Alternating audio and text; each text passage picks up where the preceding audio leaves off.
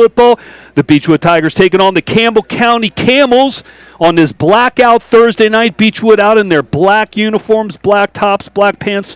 It first played with those about 2 years ago, and haven't had them out since, I think, but we're having it on Halloween Eve. I'm Mark Talley. He's Michael Murphy. He's Nazario Pangalo all the way up from Tuscaloosa, Alabama. Great to see you here tonight. And everyone, the playoffs are starting next week. We got a bye next week. Just quick news, Jackson County said they are not going to come up and play. So we will have a bye next week. That's been set in stone. We'll play the winner of Breathitt County, Walton, Verona, 2 weeks from tomorrow night. But as far as tonight goes, we got some unfinished business with the Camels. Yeah, no, you're getting a little bit ahead of yourself. We still got, 48 minutes of football left before then. Got to close out the regular season strong. Tigers come in at 8-1. Campbell County 3-6. This is opportunity. We were talking about it before the game. Beechwood sits at 6th in the RPA and 2A. Yeah. Now, Campbell County just 3-6, but still a 6A team can get a boost in that RPI range. That would help us. We do not want to have to go on the road We don't want to go to late in Prestonburg. November. Yes, Definitely you're right. not. You're we were right. talking about that before. Yes, so we were. Murph, correct me if I'm wrong. Does margin of victory matter for RPI, It does or not. is it simply the team you play? It's simply the team you play. So, So I mean, it's an interesting night, and we've got some games tonight that are gonna play way heavily, towards where we fall in the RPI. Now, the big game is tomorrow night. That is Belfry taking on Letcher County Central. That's an RPI game for Belfry. Belfry currently sitting in fourth in the RPI. The real question, a lot of the people that study RPI across the state, You're in that group, aren't you? I am. You better believe it. Is what happens if Beechwood beats Campbell County tonight, gets a little bit of help from Newport Central Catholic, Dixie, Simon Kenton, Cuff Calf, and some of our district opponents, and Belfry loses to Letcher County.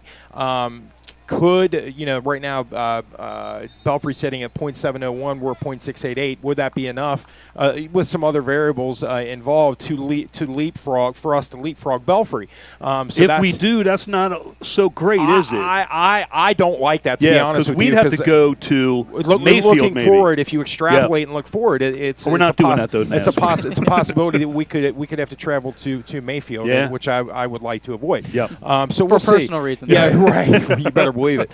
There's a lot going on. We'll kind of walk through that throughout tonight. But right now we got a game, against a struggling Campbell County program, and I think we're going to see. I think this is going to be a big Emmett Queen night. Yes, let's hope it is. Kickoff is coming right now. Left-footed kicker. Everyone's been squibbing kicks. He does the same. Fryman fields it at the 20, takes it up to the 30, spins out of a tackle at the 35, cutting back up the middle, has some room. Going to take it out to about the 46-yard line. Fryman on a nice field position here for the Tigers. Start the first drive. Yeah, nice job there by, again, our special teams has been so solid this year. And right there, again, we see the kickoff team doing great work, getting some nice blocks in for Tyler Fryman. And Fryman, he just doing what he does. Doesn't take a lot of blocks to get him loose. He can run like a deer. Beechwood comes in, again, 8-1, averaging 392.8 yards of offense, 61% through the air, 39% on the ground. And McQueen joined in the backfield by Brody Ayler, 3 wideouts to his left.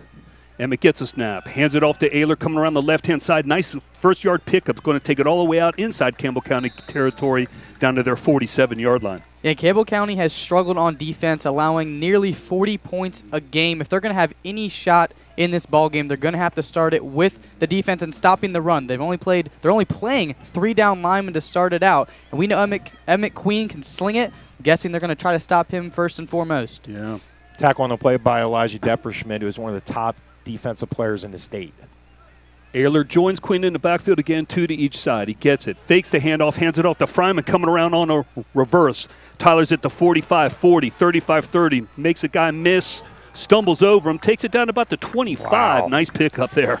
Yeah, just his 17th rushing attempt on the season, but you see why Greg Herget just wants to get Tyler Fryman the football. Made it easy, just a nice end around, and he made that safety. Took one bad angle, and Fryman was able to get to the outside. Well, and a huge block there by Bo Souter on the end, too. He just pancaked, I believe there was a corner on the right side of the field, just took him for a ride and then pancaked him at the end of the block. Paps and Ayler join Queen in the backfield now. Hand off to Paps, come around the left-hand side, big hole. Has some room. Nice tackle up there from the cornerback. Knocked him down about the 20. Picks up about 4 or 5 on the play. Yeah, that's Elliott Eaton on the play. And again, like some of the teams we've seen in the past 5 or 6 weeks, this is a team that's got some nice players at the top. They just don't have anywhere near the depth that Beechwood has. They're going to spot the ball at the 26-yard line, call it 2nd down and 6. First possession of the game, 10:23 to go, first quarter, no score. And McQueen, empty backfield, 2 receivers, 2 to his left, 3 to his right. Emmett gets a snap, looks to his right, still looking, pump fake, rolls to his right, throws across the middle, complete. Might be enough for the first down. It should be. I think that was Pabst. Catch it. They're going to spot it at the Campbell County 12. Yeah, and Campbell County did a nice job not letting Pabst get it out to Pabst right away. But Queen able to buy some time in the pocket, find a window, and move the chains. And Nathan Pabst, what a season he's had. He's got 15 touchdowns, 7 through the air, 8 on the ground. Last week, 7 carries on the ground, 139 yards and 4 touchdowns. Channel 9 Player of the Week. What a weapon. Sure is. First down, Tigers, ball at the 16-yard line, 11-yard line. Queen in shotgun, joined by Ayler in the backfield. Gets it, rolls to his right, still rolling, looking in the end zone, rolling now under some pressure. He might go down, he will. Sacked by Campbell County back to about the 14-yard line. Yeah, that's Elijah Depperschmidt again. Mark, I don't know if you remember last year in the game that Beechwood won. I believe the final score was 42-20. One of the bright shining stars for Campbell County was Elijah Depperschmidt. Currently, right now, he is ranked 5th in the state in terms of tackles per game. He's played in 4 games and he's had 60 tackles. So he is all over the field for the Camels. Nice play by him there. 9:01 to go first quarter. 2nd and 12 ball on the 14-yard line. Emmett gets it, hands it off to Pabst coming. He cuts it back to the right, has a big hole. Wow. He's taking it in. Wow. Nice cutback by Nathan Pabst. Touchdown Tigers. And you just see the explosion right there. It was one mistake by the Campbell County defensive line, and Pabst turned it into a quick 6. And you thought after Beechwood took that sack on first down, maybe Campbell County would have a shot, but Nathan Pabst said absolutely not. Speed cures a lot of stuff, doesn't it? Yeah, I mean, really remarkable what he gets done when he gets ahead of steam. That is his 16th touchdown of the year. That's his 9th on the ground. He's got 5 in the last 5 quarters. Fantastic.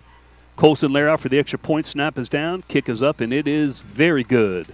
With 8:54 to go in the first quarter, Beechwood 7, Campbell County nothing. Thanks for tuning in on Halloween Eve. Right back after this. Go Tigers!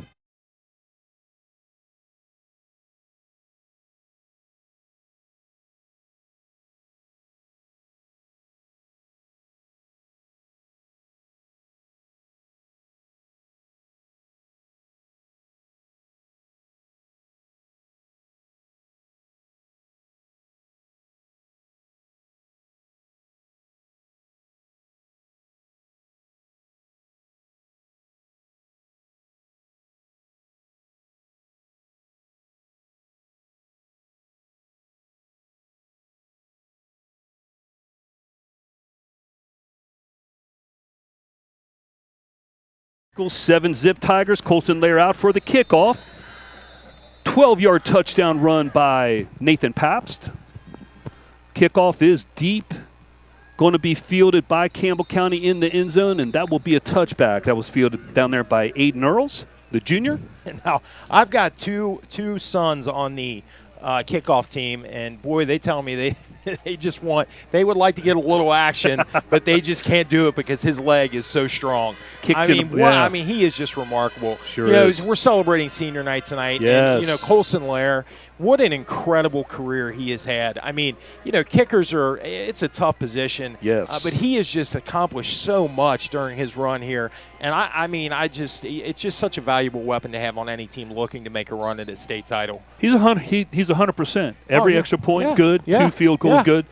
Key factor come playoff time, Murph. If we have seen that in state championship game. Campbell County first possession, hands it off at the back, coming through, big hole. He's at the 35, but he's got Tyler Fryman who's going to catch him. He will. Drags him down to about the 45 of Beechwood. Nice pick up there by Trevor Burtman. First down, Campbell County. Yeah, and Burton comes in with 491 rushing yards. That's going to easily get him over the 500 mark, and that's what's kind of helped Campbell County on offense, having a dual threat quarterback in Lucas Anthrop and being able to give the ball to their running back and just find holes like that. And we saw just one misstep by the linebacker, and he turned it into a big 30-yard gain. He sure did. Last week against Great Crossing in the Camels 39-35 win, Bertram 225 yards rushing on 22 carries and 3 touchdowns. Xander Guy is the quarterback in shotgun, joined in the backfield by Bertram. Man comes into motion now. Gavin Richardson, he gets it, hands it to Bertram again, who's met immediately. Is that Chase McDaniel? It is. Yeah, and that's just, again, it's just, the explosiveness that he brings. It's been very hard the last couple of weeks for any offensive tackle that Chase has faced to block that or to contain that explosiveness. And Jay Volker does a great job of moving Chase from the left side to the right side so the tackles don't know who's going to have to match up against him. But that was just sheer domination. 4-yard loss on the play. 2nd and 14, ball all the way back to the Beechwood 49. The guy gets a snap, looking to his right, throws out in the flat to the back. A couple of Tigers out there, including Ayler, who brings him down on a good tackle. Might even lose another yard. He did. All the way back to midfield, it'll bring up a 3rd and 5. Yeah, all set up by the coverage right there. They were trying to get the ball downfield, a sprint out to the right, but there was just nowhere to go. Had to dump it off, and then just closing down, making the tackle. Starters tonight on the defensive line, or actually in the game right now at the defensive line, we've got Chase McDaniel, Kingston Brockett on the ends. It looks like we've got Austin Stevenson. Also at linebackers, we've got Souder, Morris. I think that's Hoskins and Ayler. Corners, Pabst and Durrett. Safeties, Fryman and Aerosmith. How good is this defense? Top scoring defense in 2A football. Snap comes back to the QB. He's under heavy pressure from Kingston Brockett and is going down. Kingston looped around all the way from the left-hand side. They'll call that a sack, no gain, 4th down and 15. Yeah, and they tried to sprint out to the opposite side of Kingston on that play. Nobody blocked him. He was able to chase down the quarterback. That is just a high motor play right there from Kingston, not giving up on the play, even when they're running to the opposite side. Yeah. That is his 2nd sack of the year, and you just can't leave him on block like that. Lucas Anthrop is punting.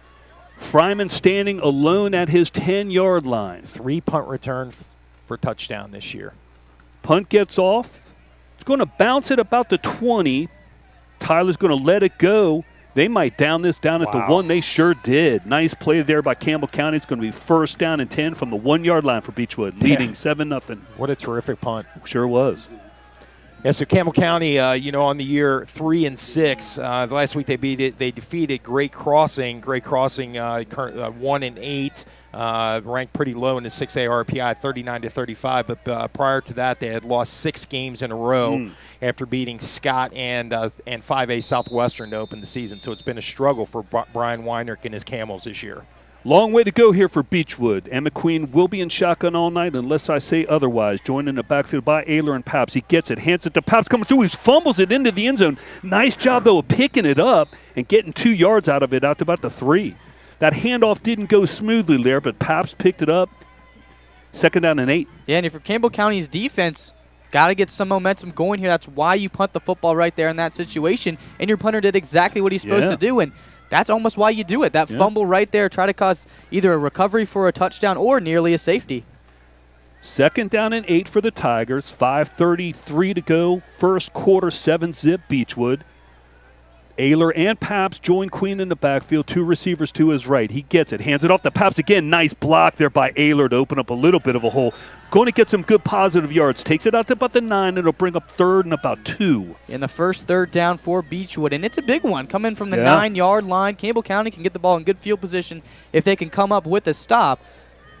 But it's going to be tough. What is it, 3rd and 2 here for the Tigers? 3rd and 2, ball spotted on the 9 here for Beechwood. That was Depperschmidt on the tackle. Again, I love watching that kid play football. They've got him playing at a kind of a safety, and they bring him up in the box at times. Yeah. And he is just all over the field. He is a great football player. Gets a snap, hands it off to the back, coming through 1st down and more. That's Brody Ayler going to take it all the way out to about the 16. 1st and 10 Tigers. Nice run on 3rd down. And a great job by the left side of the offensive line, just kind of creating a wall on the outside. Kingston Brockett got up to the 2nd level, and there was just no one on the outside on the edge for the Camels. An easy 1st down pickup for Ayler. The Beechwood Tigers are the top scoring offense in 2A and the top scoring defense in 2A. So interesting stats here for Tigers. Empty set now. Emma Queen in shotgun. 3 receivers to his right. Now Fryman comes into motion. He's going to get a jet sweep. Hands it off to him at the 15, cuts back about the 20, a guy just tripped him up there. Picked up about 4 on the play. Call it 2nd and 6. Yeah, and that was into the short side of the field. Not a lot of room there for Fryman, but a nice job by Campbell County getting off their blocks, coming up and making a tackle on someone we know very difficult to tackle. Well, and a nice job there by senior defensive lineman Owen Underwood. He's 6'2". He's a big kid. He pushed Kyle Shaw into the backfield and kind of pushed him into Tyler to disrupt that. You don't see that too often. Ayler joins Quinn in the backfield, 3 wideouts to his left. Ayler gets his handoff up the middle, going to pick up a couple more, bring up another 3rd down. Call it about a 3rd and 4 ball spotted on the Beechwood 21. Yeah, and on that play, you could see that that Brian Weinrich brought Michael Metcalf up on the left side. It brought pressure from the right side of the Beechwood offense, and Ayler ran right into that blitzer. Actually, about a 3rd and 5, they're calling it. Ball spotted on the Beechwood 21. Ayler joins Emmett Quinn in the backfield. 3 receivers to his left. Fryman getting double coverage down to his right. Queen gets a snap, looks back, now gets some pressure, rolls up in the pocket. Now he's taken off. Going to get close to a 1st down. Yeah, nice hit there. He is going to be short. It'll be 4th down and about, call it 1. The ball spotted on the 25. And that was Alex Reedinger leading the way for Campbell County on that play. Reedinger, a sophomore, highly regarded sophomore by Brian Weinrich and his coaching staff. He's had a nice sophomore year. He made a nice play right there. But, again, as Nazario alluded to earlier, I mean, this defensive backfield is doing a nice job for Campbell County. Caleb Aerosmith lines up in punt formation. I don't think he's punted all year. Tigers need to get one more man out on the field. They do. 4th and 1, Caleb gets it. Oh, it looks like it was a fake, but it's not. Wow. He punted it. Nice kick as well, and it's going to take a huge bounce all the way down inside the 20-yard line. That's going to be about a 65-yard punt, Murph. Like he's been doing it all year. Wow. I mean, it just that everything went right for Beechwood there after a not-so-great series. Nazario, what do you think about that offensive series there for the Tigers? Well, if you're Emmett Queen, you're saying, guys, give me someone to throw the football. Right. He's got plenty of time in the pocket, but just cannot find anyone open down the field. And if you're Campbell County, that's exactly what you needed other than the punt right there. Right, that punt is just, wow, it just keeps on rolling, bounce from the 40 all the way down to the 16-yard line. Incredible. And if you're Beechwood, now you've got the field position back in your side. About a 63-yard punt, according to my UC math. Now, that is same QB as last time. I'm surprised the senior isn't playing. It's a sophomore QB for Campbell. Hands it off to the back, coming around the right-hand side. Picks up about 4 yards. It'll be 2nd and about 6. Yeah, nice job there by Tyler Fryman again, getting downhill and being able to bring the ball carrier down. It was a nice block at the. I'm not sure who that was, but there was a really nice block on the right side of the line by Campbell County to allow Bertram to get around the edge. Tigers got to get a little bit. They got to tighten up right now a little bit. Yeah. Sophomore Xander Guy is still in the QB. He's played about 30% of the snaps this year for Campbell. Joined in the backfield by Dupac, 2 Camels, hands it off to Bertram, hit immediately, loss of about 2. Yeah, it was Brody Ayler coming off the edge. There was a guy there to block him. Didn't even get his hands on Ayler, swipes him right away, makes a big tackle. And now, if you're Campbell County, your whole goal has been to stay ahead of the sticks with the sophomore quarterback. And with that play by Ayler, it's now 3rd and long, exactly where the Tigers want to be. Yeah, this is an area where Campbell County struggles. This is not a team that that throws the ball effectively very often, and they have not faced many defenses like this. So it's a gamble anytime they put the ball in the air. Xander Guy joined in the backfield by Trevor Bertram. 3rd down and 8. 2 receivers, 3 to his right, 1 to his left. Guy gets a snap, looks to his right under heavy pressure immediately. Tried to spin out of it, didn't. Ayler with the sack. All the way back to the 9. That's back-to-back plays by Brody Ayler. Coach Jay Volker brings a blitz, and there was no one there. 2 guys free rushing right to the quarterback, and one of them brings him down. Yeah, Souder, Ayler, and Chase McDaniel all penetrated and got close there. Ayler with the sack, but I mean it's senior night. Brody Ayler's fired up. We all know that kid's heart and that kid's spirit and his what kind of leader he is on the field, and you especially see it on defense where he just loves to hit. But a great job right there by the Tigers. And that's going to be the end of the first quarter. fast moving first quarter. Yeah, very fast. We're going to start the second quarter. Beechwood leading Campbell County 7-0. Thanks for tuning in. Right back after this. Go Tigers.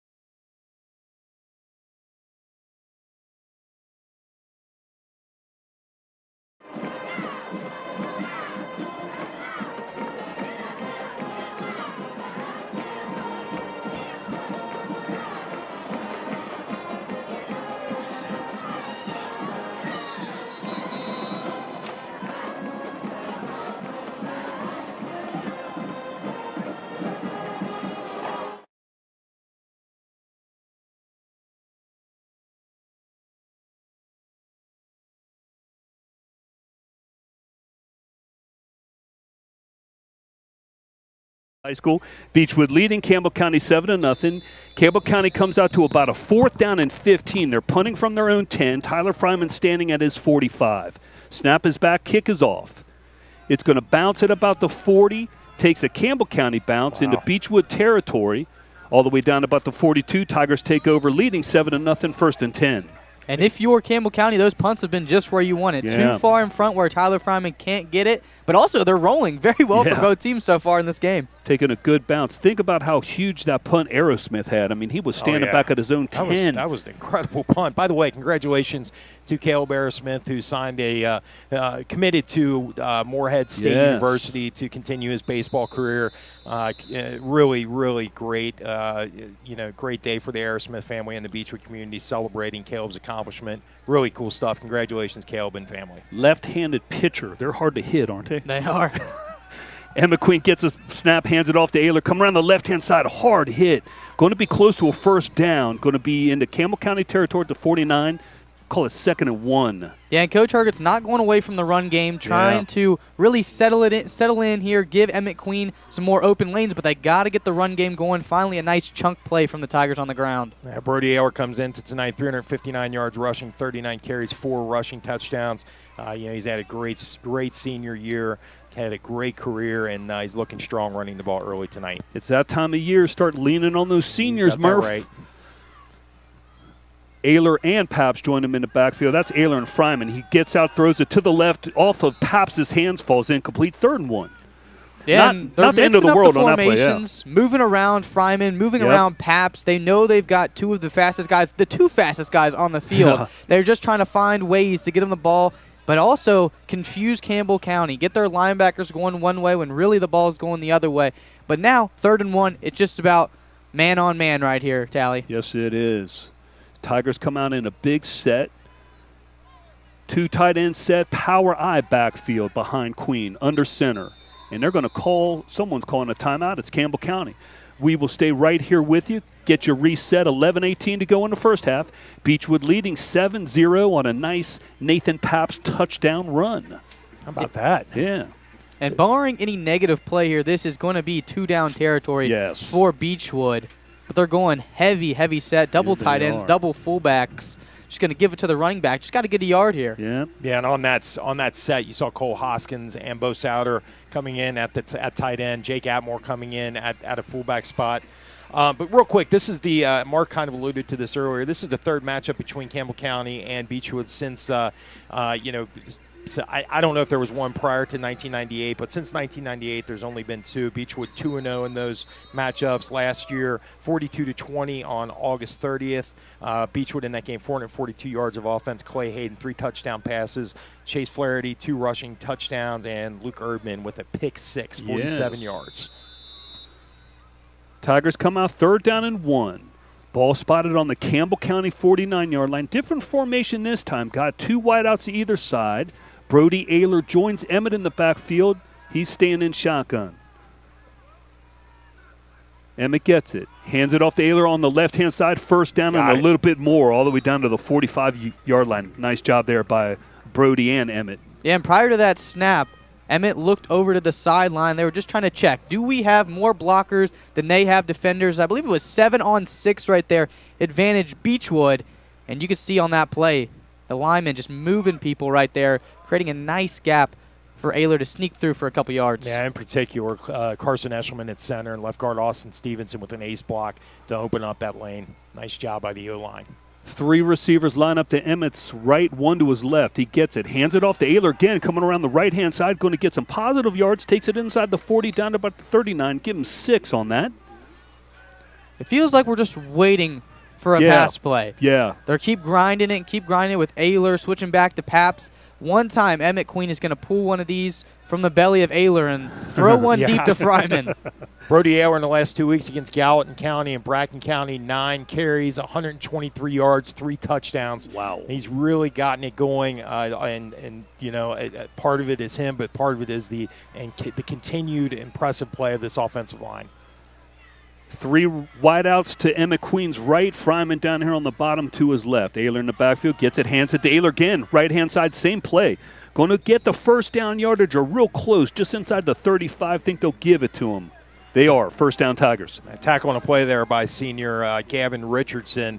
And right now the offensive line is just starting to really feel themselves, and they're starting to control the trenches, and they're getting in that steamroller kind of phase that we've seen so many times over the years. This first half is flying, guys. Yes, it is. 9:36 to go first half. 7-zip Tigers, 1st and 10 from the Campbell County 35. And McQueen gets a snap, hands it to Paps coming through the left-hand side. Beautiful cut.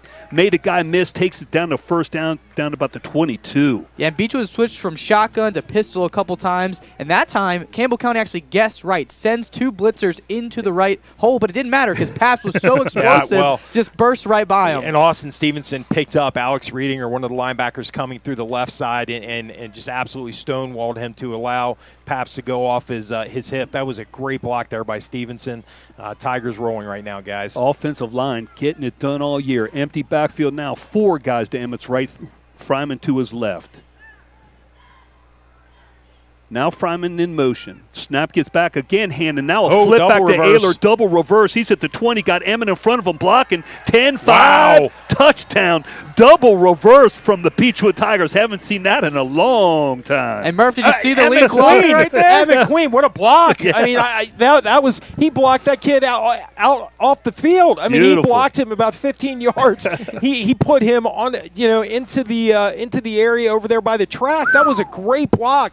And again, it's all the little things that every player on this team does. Some teams you might see your stars have that little bit of diva thing where they're not going to do those little things like blocking like Emmett Queen just did. That was awesome. Man, he's 6'4" too, by the way. He's no small dude. I hate to have him blocking me. What a block. Snap is back, kick is up, and it is good.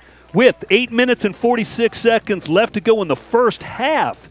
Beechwood 14, Campbell County nothing. Thanks for tuning in on this Halloween Eve Thursday night edition. Right back after this. Go Tigers.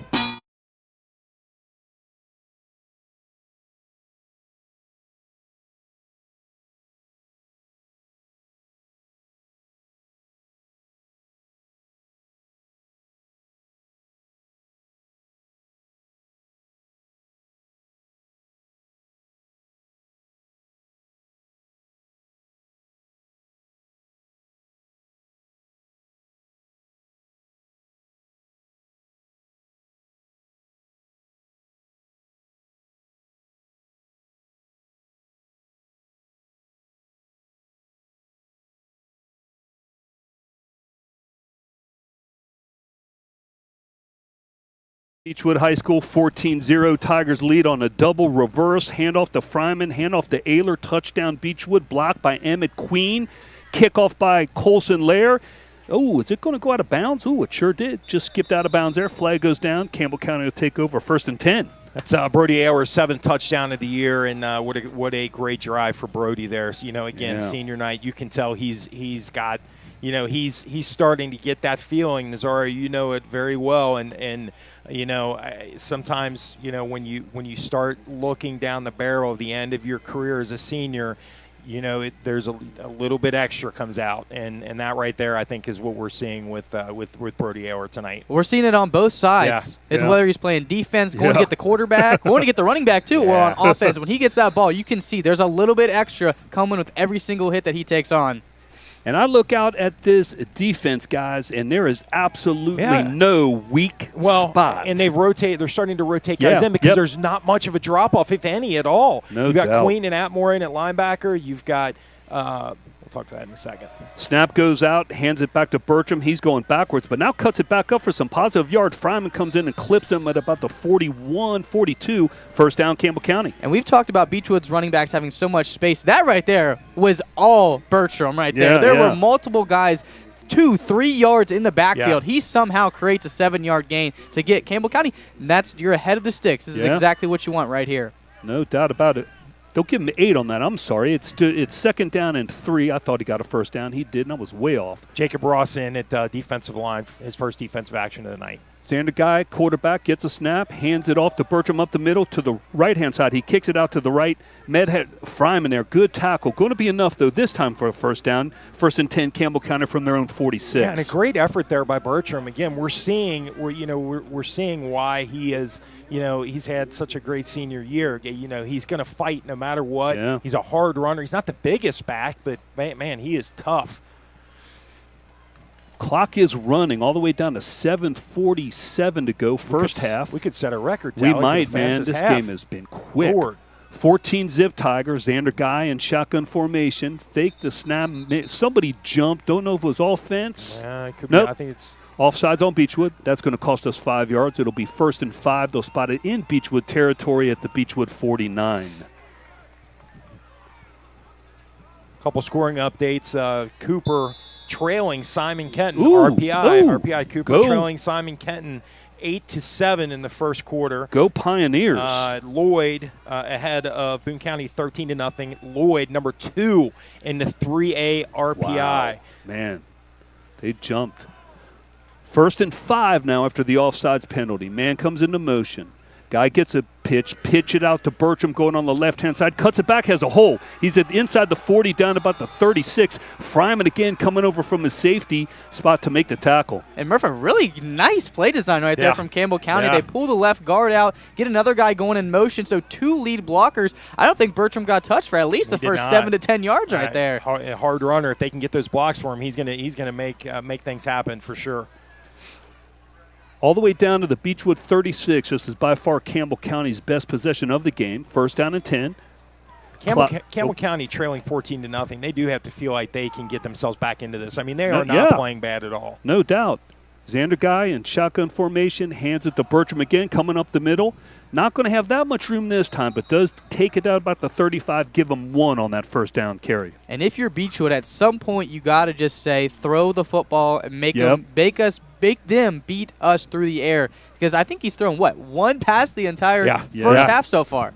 I mean, they know what Beechwood's got in the back of their defense, just waiting to ball hawk and get an interception. On that last play, Jacob Ross with the tackle. Jacob Ross has played really well in limited action in the last couple of weeks on the defensive line. Xander Guy joined in the backfield by Trevor Bertram. Same formation they've run pretty much. This time he is dropping back to pass. Looking to his left. Now he's going to run out. He comes out incomplete. Nice tackle on the play again by Pabst. Incomplete. Yeah, the intended receiver there, Aiden Earls, senior wide receiver. He's had a nice year. He's the number 2 receiver for the Camels. Great defense there by Nathan Pabst. Big 3rd down here for Campbell County. 3rd and 9, ball spotted on the Beechwood 35. Pardon me, Earls is a junior. Trevor Bertram has had a good half here for Campbell County. They need to get this ball in the end zone to keep this game close. Clock all the way down to 5:56 to go first half. A lot of run plays. Now a timeout. We'll stay right here with you. I believe the Campbell County called their second timeout of the half. They did with 5:56 to go. 14-zip Tigers. If we're looking at this drive right here, 3rd and 9 from about the Beechwood 35-yard line. Likely 2-down territory here for the Camels. A punt almost does you nothing. If you're Campbell County, I'm not sure they're going to run the football with how much Beechwood is intent on stopping it right now. But if you can find a way to get Bertram in some space, whether it's a screen play, whether it's putting him out at wide receiver, you can give yourself a chance to not only maybe get the first down here, but also have a better shot on 4th down. This is really a tension point in the game. 14-0, 2 possessions, you're still in it. If they can't get this first down and then can't get a stop, you're looking at 3 possessions on the road. Going to be very difficult to come back from. Great point. Guys, I'm not sure if you saw last night, Covington Catholic Highlands freshman championship game. I heard about that. Highlands 56-26 winners over Cov Cath. Had a kid Bryce score Armstrong, 7 touchdowns. 7 touchdowns, Yikes. 462 yards of total offense. Is that a running back? The quarterback. Quarterback, wow. 3rd down and 9. Campbell County shotgun formation. Guy gets it, fakes it to Bertram under. Big pressure going down. Big loss all the way back to about the 44.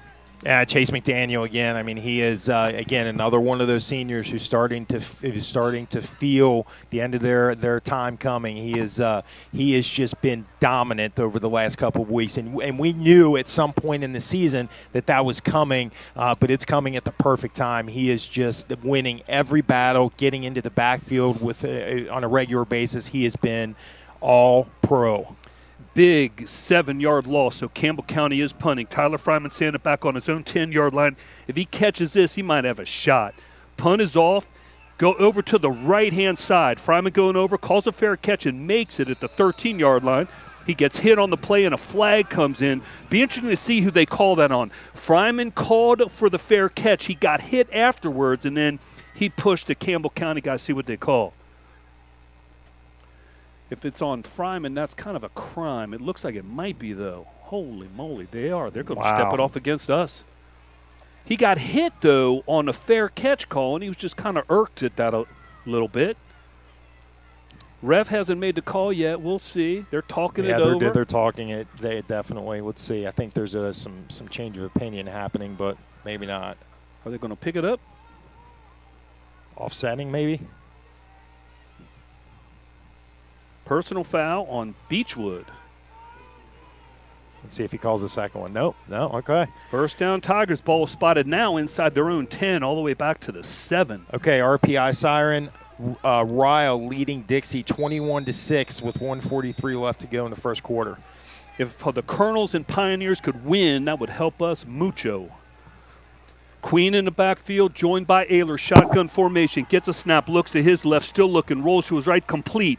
Out to Fryman, right up the middle. Going to pick up the first down yardage, maybe. Takes it out to about the 12. Nice pick up there on first down. Yeah, nice job there by Kate Anthrop. You don't see many players in Northern Kentucky that can make that. Make Tyler Fryman, or wrap him on the first attempt. It was a nice job by Anthrop. That's Lucas Anthrop's younger brother. It's going to be 2nd down and 1. I'm sorry, and the ball is spotted all the way out at the 17. Great protection by the offensive line. It was. Again, these defensive backs for Campbell County are really doing a nice job. Queen initially couldn't find anything, then found Tyler doing what he does in those situations. He just finds a way to get open underneath to pick up a little bit of yardage.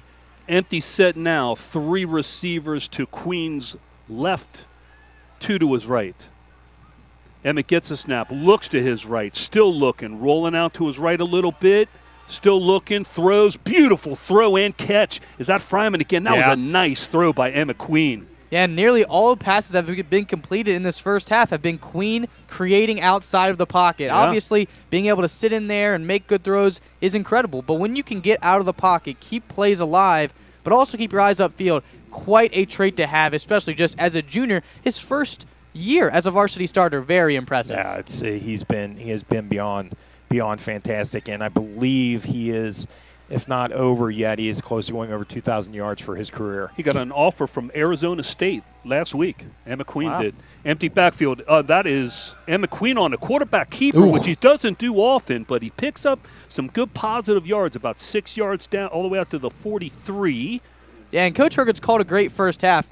He might have got a little bit too cute right there. I know he dreams of the days when he had Cameron Herget there at quarterback. But this guy, Emmett Queen, he can sling it, okay? Yeah. We're not sure he can run as much as Cam Herget, but let him sling the rock out here. No doubt. Call it second. He picked up 5 on that. 2nd and 5. Ball spotted at the Beechwood 43-yard line. Ayler joins Queen in the backfield. 3 wideouts to his left, 1 to his right. Emmett gets it, hands it off to Ayler up the middle. Cuts back to his right.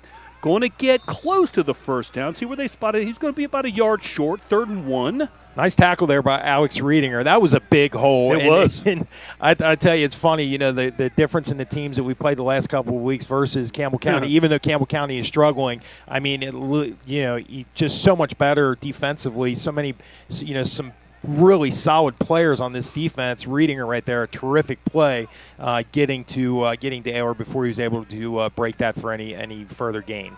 3rd down and 1. Ayler joins Queen in the backfield. Aerosmith and Fryman are the wideouts. Gets it. Hand off to Ayler on the right-hand side. 1st down and more. Takes it into Campbell County territory. Maybe they're going to spot it right at the 50. 1st down, Beechwood. Clock running all the way down to 2:37. Yeah, when Beechwood started this drive, it was a little bit under 6 minutes left in the half. Wasn't sure if they were going to go full fast-paced mode to try to get 2 possessions maybe here at the end of the half. But with over 4 minutes coming off the clock since they've got the ball, they've slowed it down a little bit, and they're trying to make this the last drive of this half. Tigers do have all 3 of their timeouts. 2:23 to go, first half. Great job by Souter blocking on that last play as well. He is really emerged as one of the best blocking tight ends in Northern Kentucky. 3 wideouts to Queen's left. He gets it, looks to his left, throws complete again to Fryman. Or no, that's Aerosmith. He's down at 35 inside the 20. Nice catch by Caleb and run. 1st down, Tigers. Gets out of bounds and stop the clock all the way down to Campbell County 28. Yeah, an impressive throw right there from Queen. Pressure coming from his right, drifted to the left, tried to find a window, was able to sling it off his back foot. And we haven't seen Aerosmith in the field or on the field a ton on offense, but comes in and makes a play. I mean, unbelievable that you got a 6'3", talented wide receiver that can come in and make great plays happen like that. I mean, he's just so talented. He doesn't have the numbers, but he is a tremendous wide receiver. Brody Ayler joins Emmett Queen in the backfield. Same formation as last play. Fryman and Aerosmith are the wideouts. Emmett gets a snap, hands it off to Ayler, cuts it out to the right-hand side, takes it inside the 25.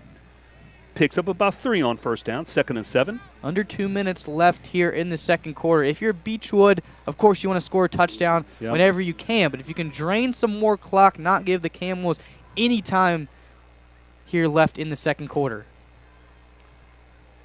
Clock is running down to 1:41 to go. Beechwood's got the ball, 2nd down and 6. Call it at the Campbell County 24. Queen gets it. Look to his left. Into the end zone. Got Fryman down there. Spins around. Wow. Beautiful spin by Fryman. Touchdown, Tigers. Beautiful throw and great adjustment by Tyler. And we finally see the Beechwood receivers create some separation, about 5 yards of separation right there. But great awareness by Tyler Fryman. Knew where he was on the field, and Queen just gives him a shot, and Fryman makes the play. We've been saying it all week, every game, Murph. No one can cover Fryman or Pabst. I mean, that was just a great throw, great route run, but just a tremendous throw right there for Tyler Fryman. That is touchdown catch number 15 this year, and touchdown number 21. Colson Lair out for the extra point. Nathan Pabst is the holder. Snap is back, kick is up, and it is good. With 1 minute and 31 seconds left in the first half, Beechwood 21, Campbell County nothing. Halloween Eve game. Thanks for tuning in. Right back after this. Go Tigers. Yes, sir.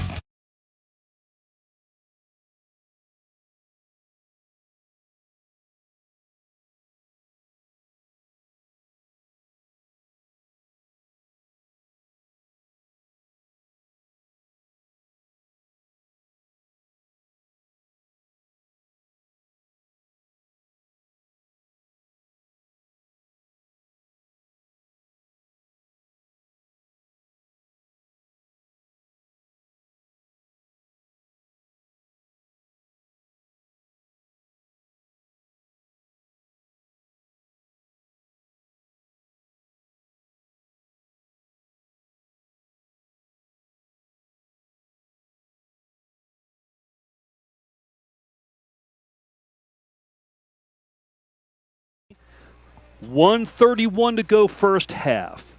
Touchdown pass from Emmett Queen to Tyler Fryman. Thing of beauty. Lair with the kickoff. Again, pretty much the same pattern, about 6 yards deep. Yeah, imagine that. Imagine that. That was a touchdown pass number 27 for Emmett Queen. Nice. That puts him. He is still in the top 10 in the state of Kentucky in terms of touchdown passes. mean, again, we've said it 100 different ways, 300 times this year. He has been just outstanding this year. Yes. Everything that Coach Volker, Coach Hurriet could have dreamed of.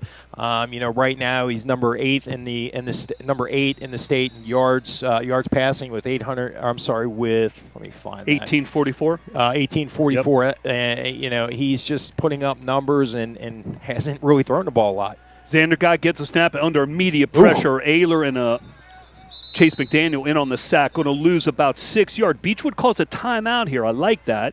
1:24 to go, second and about 15 after the sack. Yeah, when you've got Emmett Queen and the receivers that he has on that offense, any time is enough time to score a touchdown. And I know it says 1:24, but 2 timeouts, if they're able to get 2 stops to get the ball back with 1:10, yeah, plenty Mark, of time. that's plenty. So his numbers coming in today, let me just clarify a couple of them. So he's 19th in the state in yards with 1844. He's number 4 in completion percentage at 72%, which that just keeps getting better every week. He's tied. He came in tied for 7th in touchdowns with 26, 23rd in yards passing per game at 205. And again, the crazy thing is, in the last 5 weeks, okay, he has only thrown the ball 45 times. Holy and he's moly. still where he is in those categories statewide. Wow. That tells you. Could you imagine if he could sling it and open it up in every game? 2nd and 16 here for Campbell County. They're going the wrong way. Guy gets the ball, rolls his right under pressure. He didn't go down. Intercepted. There it is, Colin Morris. Beautiful pick by Colin Morris. First down, Tigers at the 14 of Campbell County. He was under immediate pressure. Yeah, and right now the offensive line for Campbell County is just getting absolutely mauled. The pressure from Bo Souter, Chase McDaniel, Brody Ayler right there, and Xander Guy he panicked, tried to get rid of the ball and threw it right into the hands of Colin Morris. And from Colin, he's just done a great job of being in the right place at the right time all year long. Right now, he's one of those kids that he has played middle linebacker so great in his first year starting. Yeah. You're going to start to see him get even better as we go into the playoffs. Good hands, too. Yeah. Man, the hands of a catcher, Nazario. And McQueen gets a snap, looks over to the left, complete to Fryman again. Going to take it down about the 10. Clock is going to continue to run. Beechwood still has 2 timeouts, though. Call it 2nd down and 7. Ball spotted on the Campbell County 11. Yeah, like Nazario said, if you can get the ball in the end zone here, I mean, dream scenario for the Tigers. Right now they've got Campbell County on their heels. They don't know what to do. Pressure, back off. Yeah. And right now all the momentum is in Beechwood's favor. Bad spot for the Camels. Clock down to 48 seconds. Hand off to Ayler coming around the right-hand side. Takes it down to the 10. 5 cuts it back to the left inside the 5. Might see a timeout here, maybe not. 41 seconds. Timeout. They call a timeout. Second one here by the Tigers. Give them a first down and goal from about the 4. And the whole playbook open to Coach Herget here from the 3-yard line. He's got at least 3 plays to get in the end zone, whether he wants Emmett Queen to get another touchdown pass, whether he wants Brody Ayler to get in there on senior night, whatever it may be. And with 41 seconds left in a timeout, Beechwood can really do anything here to really stretch this lead and close out the game going into the half. Landon, is that his older brother? That is. He went to school with you, right? Yeah. Landon did. Man, that's awesome. They It's look too amazing much how alike, quick time that's the goes, thing. Murph. It really is. It really is. He's graduating college already, Nazario. I know. Unbelievable. Big things coming for Nazario doubt Pengello. about it. Guys, Tyler Fryman came into tonight with 43 total touchdowns in his career. With that touchdown catch, he now has 44 touchdowns. He is closing in on 3,000 total yards. I mean, just a remarkable young man who also picked up an offer from finally University of Cincinnati this week. Yeah, the Bearcats finally wised up. And that is a direct snap to Bo Souter, but the ref stopped the play. Looks like he was getting close to going in there. See what they call. Or did Campbell call a timeout? Let's see. The flag's down. Oh, I didn't see the flag. You're right. Yeah. Oh. Let's see what they call here. I think they're going to call false start. False start on Beechwood. That's going to cost us 5. Yeah, unfortunate because I think that would have put us in, if not right around the 1-yard line. That is what a weapon that is. 6'3", 225 pounds, just full head of steam. Bo Souter, Kingston Brockett on defense. It's been very impressive, no doubt. Now Emma Queen is back at QB. He's going to be in the shotgun. The ball is spotted on the Campbell County 8-yard line. Fryman in single coverage on the right side of the field. Safety wandering over. Bertram coming over to help out. Let's see what he does. I formation there with Emmett. Hands off the Pops coming around the left-hand side. beautiful jump cut, picks up a couple yards, takes it down to the 5.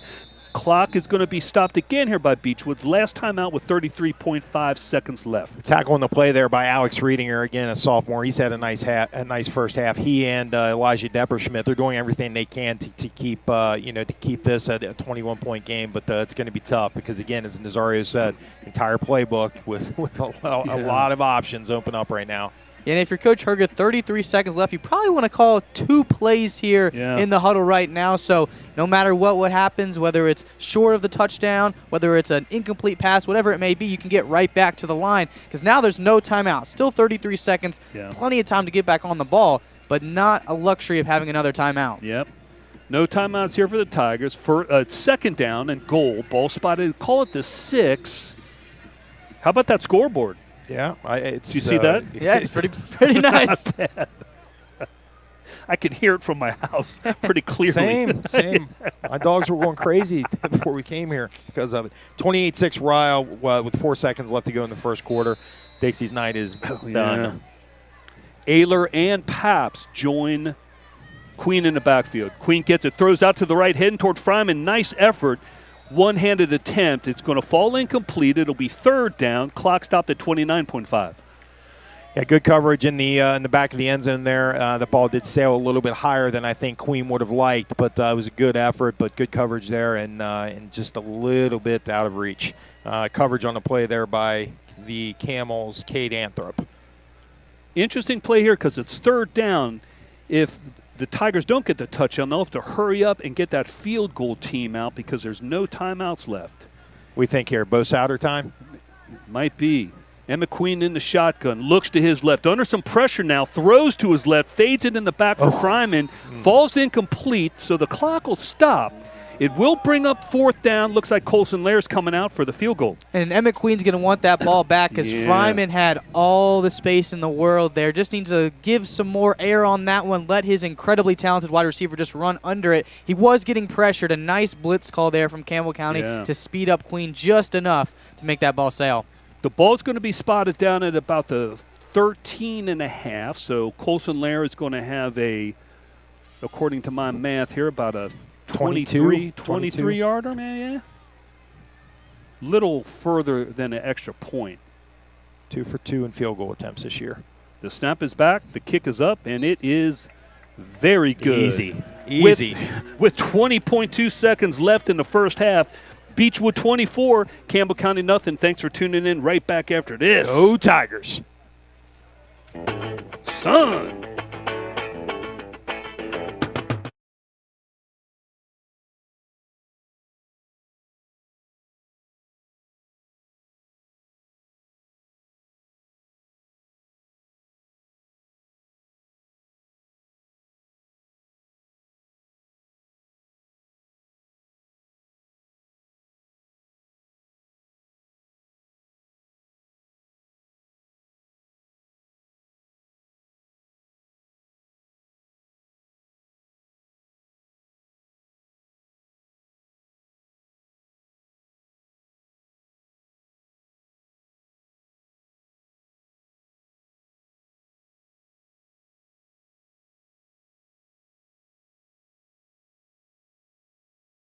Field goals this season and 28 out of 28 for extra points.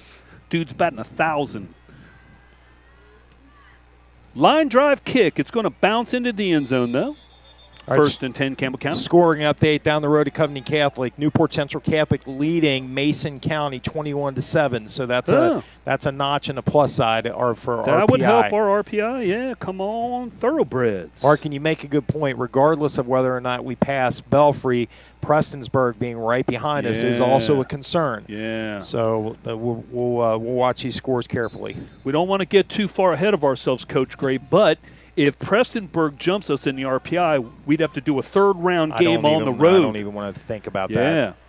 Here we go. Campbell County doesn't have a lot of time left. 20 seconds go in the game. First and 10 from their own 20. QB is in shotgun, gets it, hands it off to Bertram, coming around the left-hand side.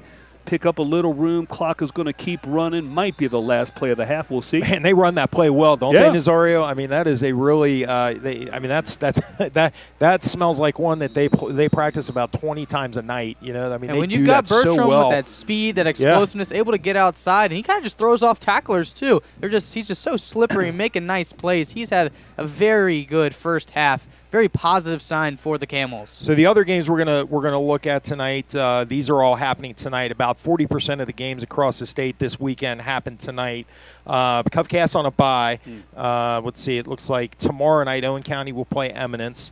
Walton tonight is playing Grant County. St. Henry tomorrow night will host Ludlow. Gallatin County tomorrow night will take on Carroll County, and Bracken County is taking on. How about this matchup for Bracken? They are traveling to single A number 5 Pikeville. Oh wow! Yeah, man, that'd be. That's not going to help their no, RPI. No doubt. Good team there in Pikeville. You beat them in 18 in the state championship. You were on the team, right, or no? Not that early. Not that early. Sorry, you were only in the 7th grade. It all blends together, Towie. 12.2 seconds left. QB gets it, throws it deep down the right-hand side into double coverage. He made a nice adjustment on it, but it falls short. Clock stops at 6.7 seconds left to go. And again, for Campbell County, whether it's Guy or Anthrop, I mean, it's just they're just feeling the pressure, And when you spend an entire half just beating up an offensive line and applying that much pressure, the quarterbacks are going to feel it even quicker than they need to, and throw the ball, a little early or a little late. It's right now it's a tough spot if you're Campbell County and you want to throw the ball. Sophomore Xander Guy has taken every snap at QB this half. He's in there again. 2nd down and 10. Might be the last play of the half. 6.7 seconds left to go here. Guy gets a snap. Looking to his left. Now getting some pressure. Rolls to his left. Now he's going to run. Takes it out of bounds. Ooh, tackled out of bounds there. Yeah, there and it is. And a flag There's a comes flag. up. So that's going to extend this half a little bit. Half cannot end on a defensive penalty. So the clock is down to 000. It's going to be 15 yards from there.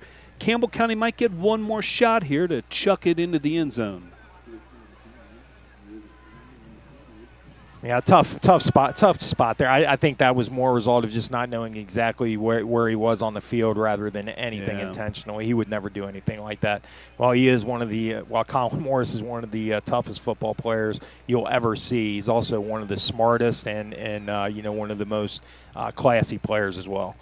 That's going to take it all the way down to the Beechwood 49 here. So Campbell County is going to get one untimed down here. By the way, Colin Morris currently holds the middle linebacker spot on of all the players I've ever coached. He's on the all Murphy team. Nice. Yeah. Good kid. Coaching when he was 10, 11 years old. I honestly never seen anybody play football tougher than those 2 years and how he played. He was awesome. Xander Guy in shotgun formation. One untimed down coming. He gets a snap, throws it quickly to his left, incomplete, and that is going to do it. At halftime here, Beechwood 24, Campbell County nothing. Thanks everyone for tuning in on this Thursday night football edition. The Beechwood Tigers will be on a bye. It's been set in stone already. We do not have a game next Friday, so what are we going to do? Well, first of all, let's talk about why. So Jackson County, who they said no, in District 6, they were the number 4 seed.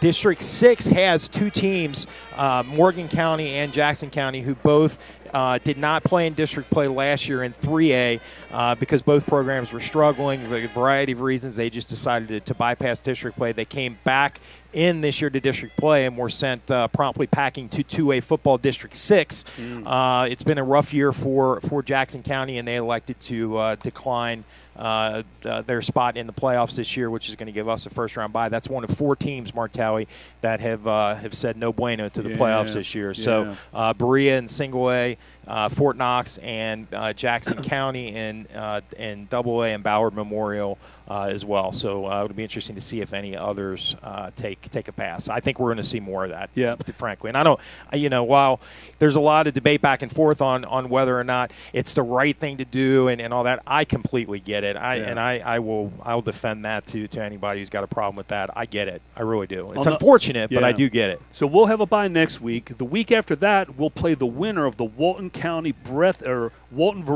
Breathitt County game here. and then third week up in the air, and we're not going to get too far ahead of ourselves. So we're not going to do that. Well, we might. We might. We always do. We always do. We've done that. We're way past that right now. Yeah. That Prestonburg game tomorrow night is playing Estill County, is it? Is that how it's Yes. pronounced? Yeah. Estill County tomorrow. They're a 3A team. Yeah. So if they beat them, Well, I don't know. There's all kinds of Yeah. things swirling around. Well, we can talk about that in the second half and before we leave tonight. But Yes. So Mark, I hear we have a special guest coming in. Yes, we do. So can we take a quick break to prepare We'll take for that? a quick break. This is a big stage for our. That's This is a good rookie. plan. This is a rookie coming onto the air, so we got to prep him. But anyway, Coach Keith Haichu, one of Beechwood's greatest, and somebody a lot of the young men in Beechwood's baseball program have grown to love over the years. We're going to bring him on to talk to him about his years at Beechwood, the baseball program this year, and also his history of coaching, and can't wait to hear him. Fantastic. We'll be right back after this quick break. Halftime, Beechwood 24, Campbell County nothing. Thanks for tuning in. Go Tigers! Yes, sir.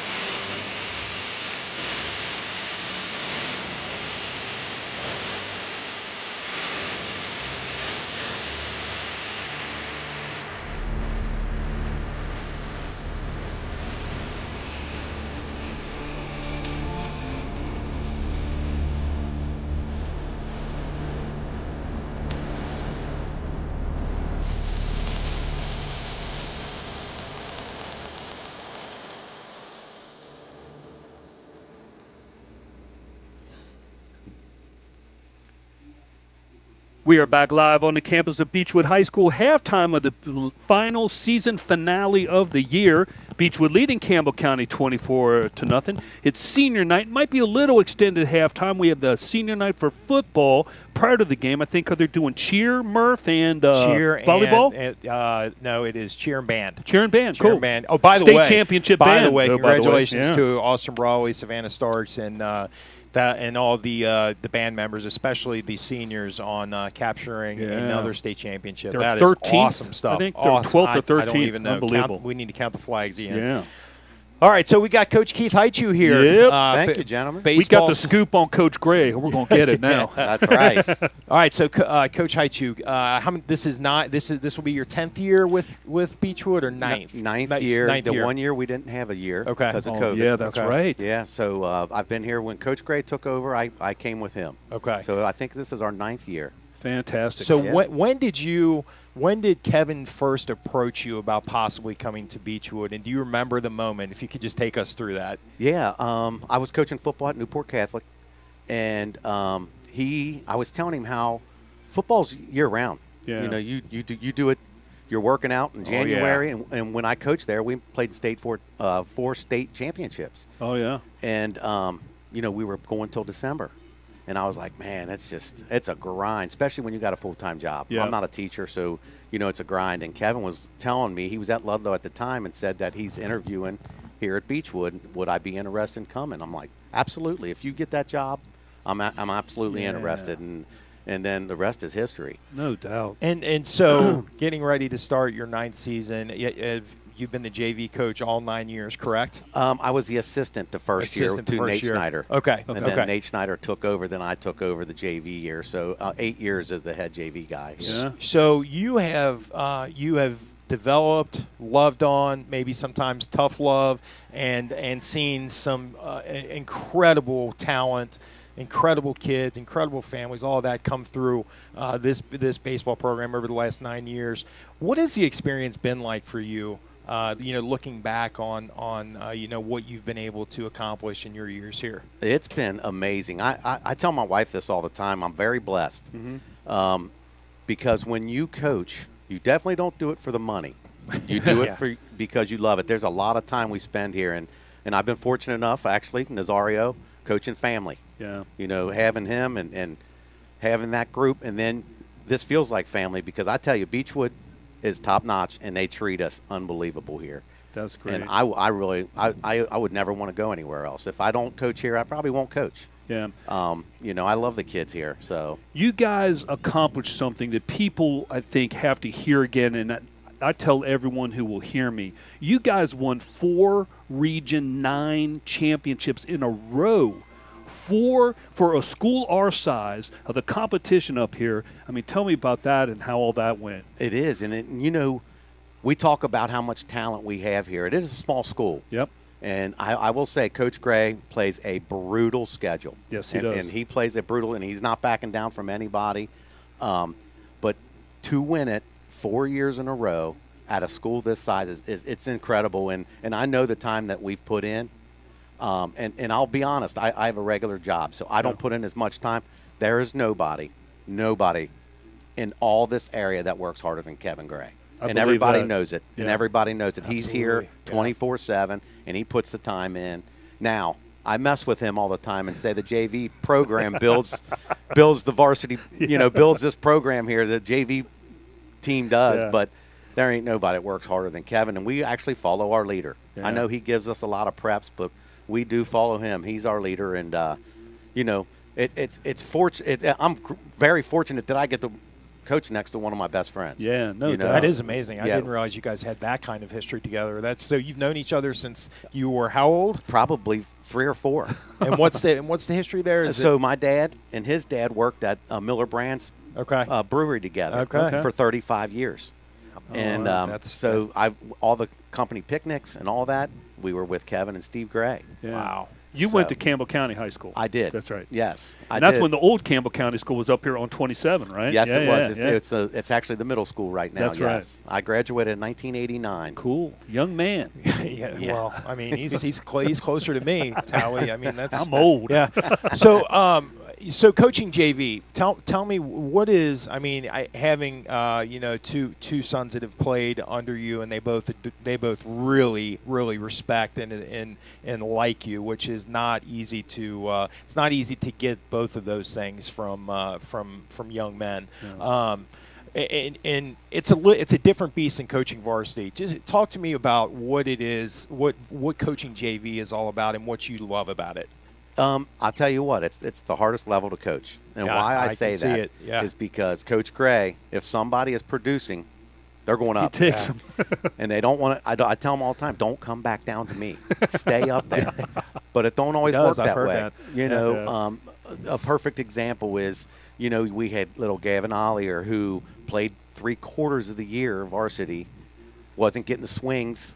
You come back down to JV to get the swings, and that's what it's about. When he comes down, he's going to play. But then it hurts another guy that's been there all year that, you got to have that balance. Now, I coach – the way I coach is I love on them and hug on them, and I yell at them when they need to be yelled at. Yeah. And, they'll run through a wall for you. Well, they will definitely run through a wall for you. There's no doubt. You do a tremendous job of balancing, love and teaching hard lessons. But you have to, right? And that's and if you look, you look at the how players have ascended from you and your staff to Kevin and his staff and the success that has been had. You can definitely see a direct connection to the success. I mean, there's a lot of variables. Yeah. It takes an army and it takes a lot of different things, but that's definitely, I feel, your success and what you've been able to accomplish in terms of connecting with these kids on both of those levels is one of the reasons why this is one of the best programs in the state. What I see, too, in good coaches like you and Coach Gray, Noel Rash, Jay Volker, Greg Herget, is guys who have a passion for teaching. Mm-hmm. You kind of have that. You enjoy, the teaching and helping kids grow and build on their skills. And what's crazy is I manage. Yeah. I manage at my regular job. Okay. Today's people. Oh, yeah. You have to have that balance of watch what you say, watch what you do what you want them, how you want them to perform for you. Like, I'm not going to ask you to do anything I wouldn't do myself. Sure. Yeah. And that's the same way I try to coach. These kids, you're going to have to learn. You better do it the right way, because when you go up there, I don't get paid to win. I get paid to develop. Coach Greg gets paid to win. Yeah. You ain't going to stay up there long if you don't, do it the right way. So you had a great season this past year. You were 18-4 on the year. It was. We were 18-4. Now we closed. I think our schedule said we were 18 or 16-4 or 16-6 or something like that. We closed 2 games out that we were losing because of the rain. Oh, okay. They canceled them, but I wanted kids to get some swings in. Sure. And I said close game changer out. But this was such a fun group I had, and I'm telling you, we had a lot of pitching. Oh, yeah. And that carried us a long way. A lot of arms. And there was a couple kids that didn't even get a lot of – Ritter was one of them. Yeah. He was a good – now, he had a little bit of problems with his shoulder at one time, but I tell you what, the kid hit over 300. I call him – I give everybody nicknames, so you got to remember That's that. Good. I'm so used to calling him Critter. I love it. That's cool. But Critter was one. He's a left-handed pitcher. That's a beautiful thing. It's a beautiful thing. Love lefties. That we had such a good pitching staff. I had kids that would run through a wall for you. Yeah. They did. I had such a good group. I just told Nazario they were my number one favorite team at JV here at Pengallo, and that group with I think I had B. Holla and Mitchell Berger. I had Mitchell Berger a couple games because I begged Coach Gray to let me Did you have Cameron? Was Cameron Cameron Boyd, I had 2 games. 2 games. Because he came late from basketball. That's right. That's what happens. Yeah. But I had Pango in that group was at one point I think we were 18-0 going into that season, and man, I think we ended up 23-2. But then this year's group was kids. I just love this group this year, man, and I had such a joy coaching this group because they all were buddies. Yeah, they all hung out. They were buddies. You could see one of the other factors in their success was just chemistry. They played for each other, and you don't see that a lot in JV teams. That's right. And I thought that was they were fun to watch. They were very fun, and we were in every game, no matter who we played. The only games we lost ourselves because of errors or not making routine plays. Other than that, this group I just loved. I love this group, and I say it all the time.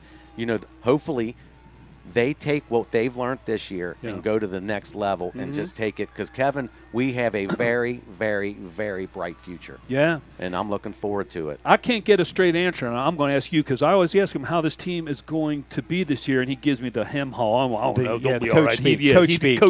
So how do you think this year's team is going to be? They got some, obviously have some good arms. They do. We're going to have a lot of pitching. That's always good. Here's the key: you have to fill that void of a 3-year shortstop. Yep. But other there, there's other options there. I don't know which way he wants to go, but I use 2 different guys there. Okay. There's options there. I think Craig Kraft could be one that fills in there. Yeah. Maybe Luke Brock.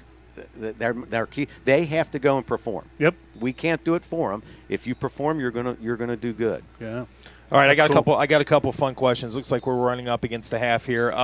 So, who's your favorite all-time Major League Baseball player? Pete Rose. Yep. Yeah, that's a great answer. Okay, if you could have any Major League Baseball manager sit on your bench for one game, who would it be? Terry Francona. Yeah, Francona. Man, he's done a great job. I like him. No doubt. Like him. What player on your current or past team was the biggest character in the locker room? Ooh. Gosh. I'm trying to think. That's a good one. God, I don't know. I'm trying to think. I had a bunch of characters. Yeah, you actually that's Kevin not a fair Gray's question. probably Yeah. Kevin Gray's the biggest character we have. Yeah. All right, Coach. Well, listen, we can probably you. talk to you for an hour or two up here about this, but I just want to tell you I and a lot of people in the Beechwood community just think the world of you and what you do for our kids and how you coach these kids, how you develop them, and it was great to get some time to talk to you, and can't wait till baseball season. Yes, I can't either. Thank you, gentlemen. Thank you, I appreciate it. Thank you for the time. No problem. Martelli, another we'll one. See you in the spring. Yes, sir. Another home run hire for Beechwood. No doubt about it. JV coach extraordinaire. One of the right-hand man for our guy, Kevin Gray. Thanks, everyone, for tuning in this extended halftime here at Senior Night. Colson Lair is going to kick off here for Beechwood to start the second half. Beechwood leading 24-0. Colson Lair kicked a field goal to close out, scoring in the first half. And that golf ball again goes into the end zone. It'll be a touchback. Campbell County comes out trailing 24-0, 1st and 10 from the 20. Okay, a couple scoring updates in single A. Holy Cross looking to dot the I on their undefeated season, leading Bellevue at the half, 21-6. Wow. Newport Central Catholic helping out the Beechwood Tigers, leading 28-14 over Mason County at the half. Lloyd looking to seal the number 2 spot in the 3A RPI, which will give them home field advantage all the way to Kroger Field, leading 39-0 over Boone County in the third quarter. Change at quarterback for Campbell County. Lucas Anthrop, the senior, is back in to start this second half, joined in the backfield by Trevor Bertram. 1st and 10 from the 20. Anthrop gets it. He's keeping it. Going on the right-hand side, not a lot, maybe a yard. Swarm of Tigers. Yeah, and Anthrop is, as Nazario alluded to earlier, he is a running quarterback. He can move. He has had a lot of big games this season. Coming into tonight, he is the second leading rusher, 318 yards and 5 rushing touchdowns. This young man can move. He is an athlete. The problem is he can struggle a little bit throwing the ball, but if he gets hot, he can definitely sling the ball, especially to his brother, Cade Anthrop, who is the leading receiver for these Camels. Yeah, 57 of 104, 50% completion percentage. Yeah. That is just a little bit low. Yes. Yeah.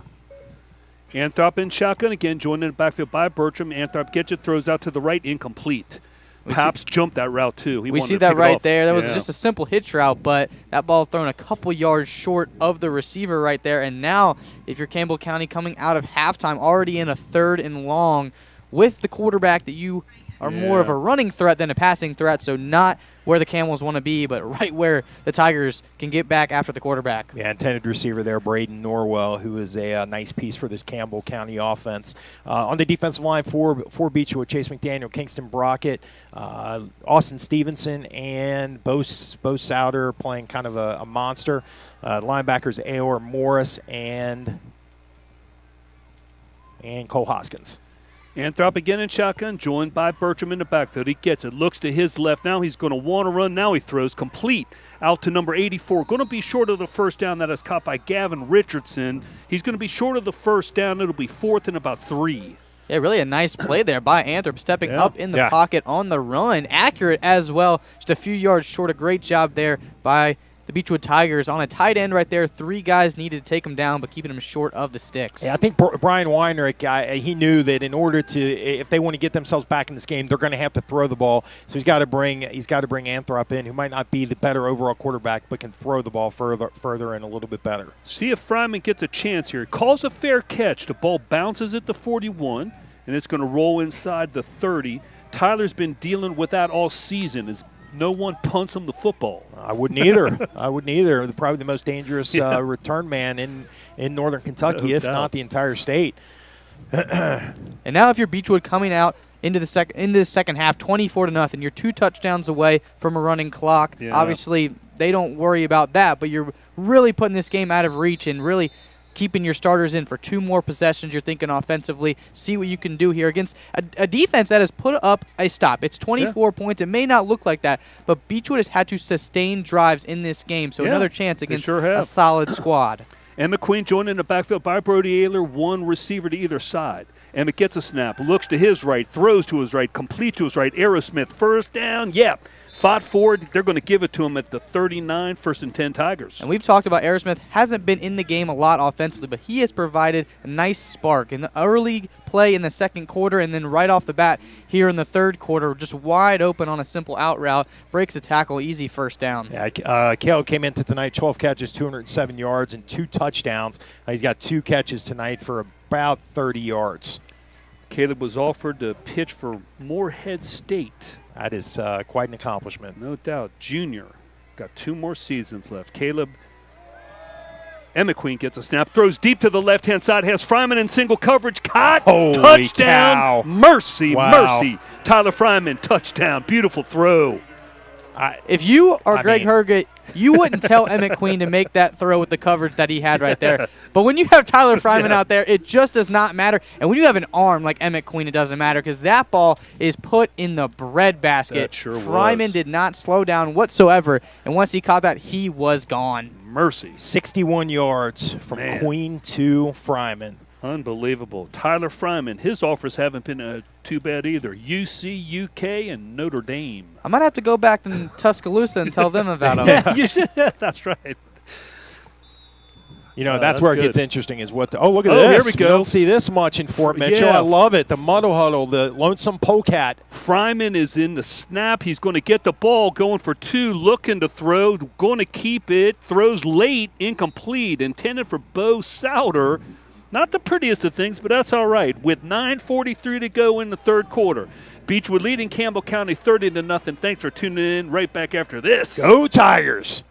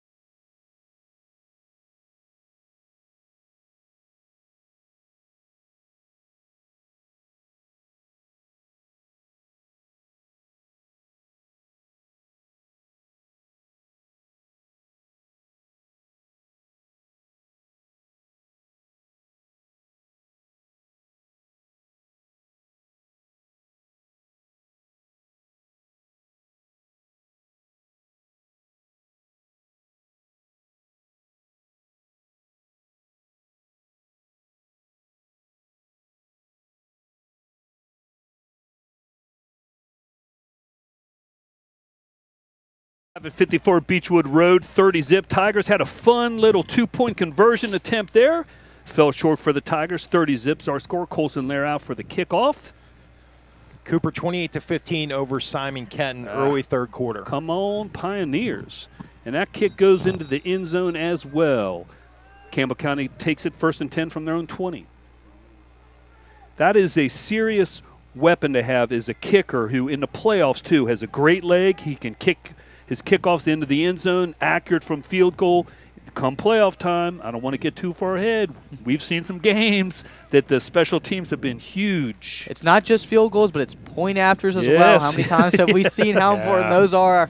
Yes, we have. All right, we got Ross, McDaniel, Stevenson on the defensive line, Souter playing a defensive end linebacker, Hoskins, Morris, and Ayler. Lucas Anthrop into QB, gets a snap, fakes the handoff, and takes it to his left. Going to get right back to the line of scrimmage, maybe give him one. And Murph, I understand bringing in the dual threat quarterback. It makes the defense think a little bit more. But there's just something about Bertram's explosion, and you just don't see it with Anthrop. Yeah, that's a good point. It's a different thing. I mean, you have to find creative ways to get the ball in Bertram's hands. I mean, he clearly in that first half of play was the best offensive option that Campbell County has. Yeah. Get that young man the ball, run that play to the wide side, Sure. on the right side of the field here, and I bet something will happen. And I don't think we're going to see it, Nazario.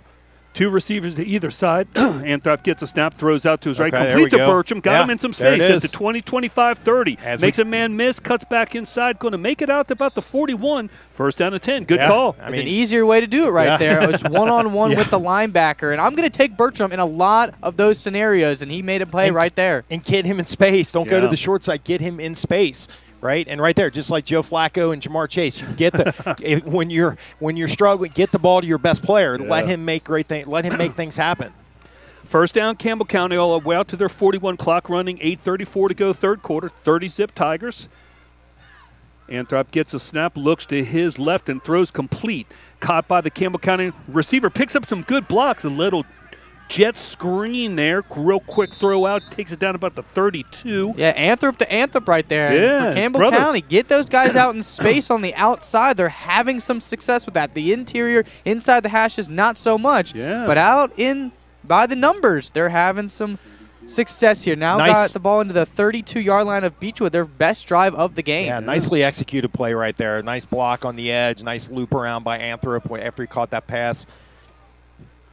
Anthrop lines up in the backfield with Bertram. First down and 10. Campbell County from the Beechwood 32.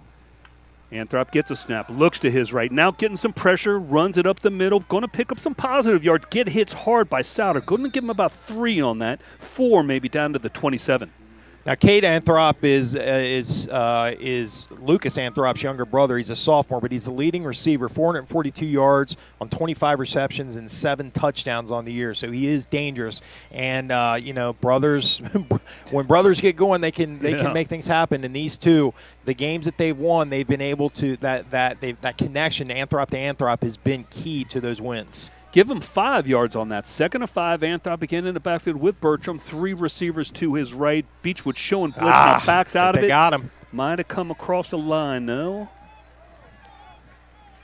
That would be the second offsides call Yeah. on Beechwood of the game. If I'm not mistaken, all 4 penalties this game have been on Beechwood. I think so. Also, I got a scoring update from Lexington. Lexington Christian Academy, 35, 6A Pleasure Ridge Park, 6. Ooh. That's with 9 minutes to go in the second quarter.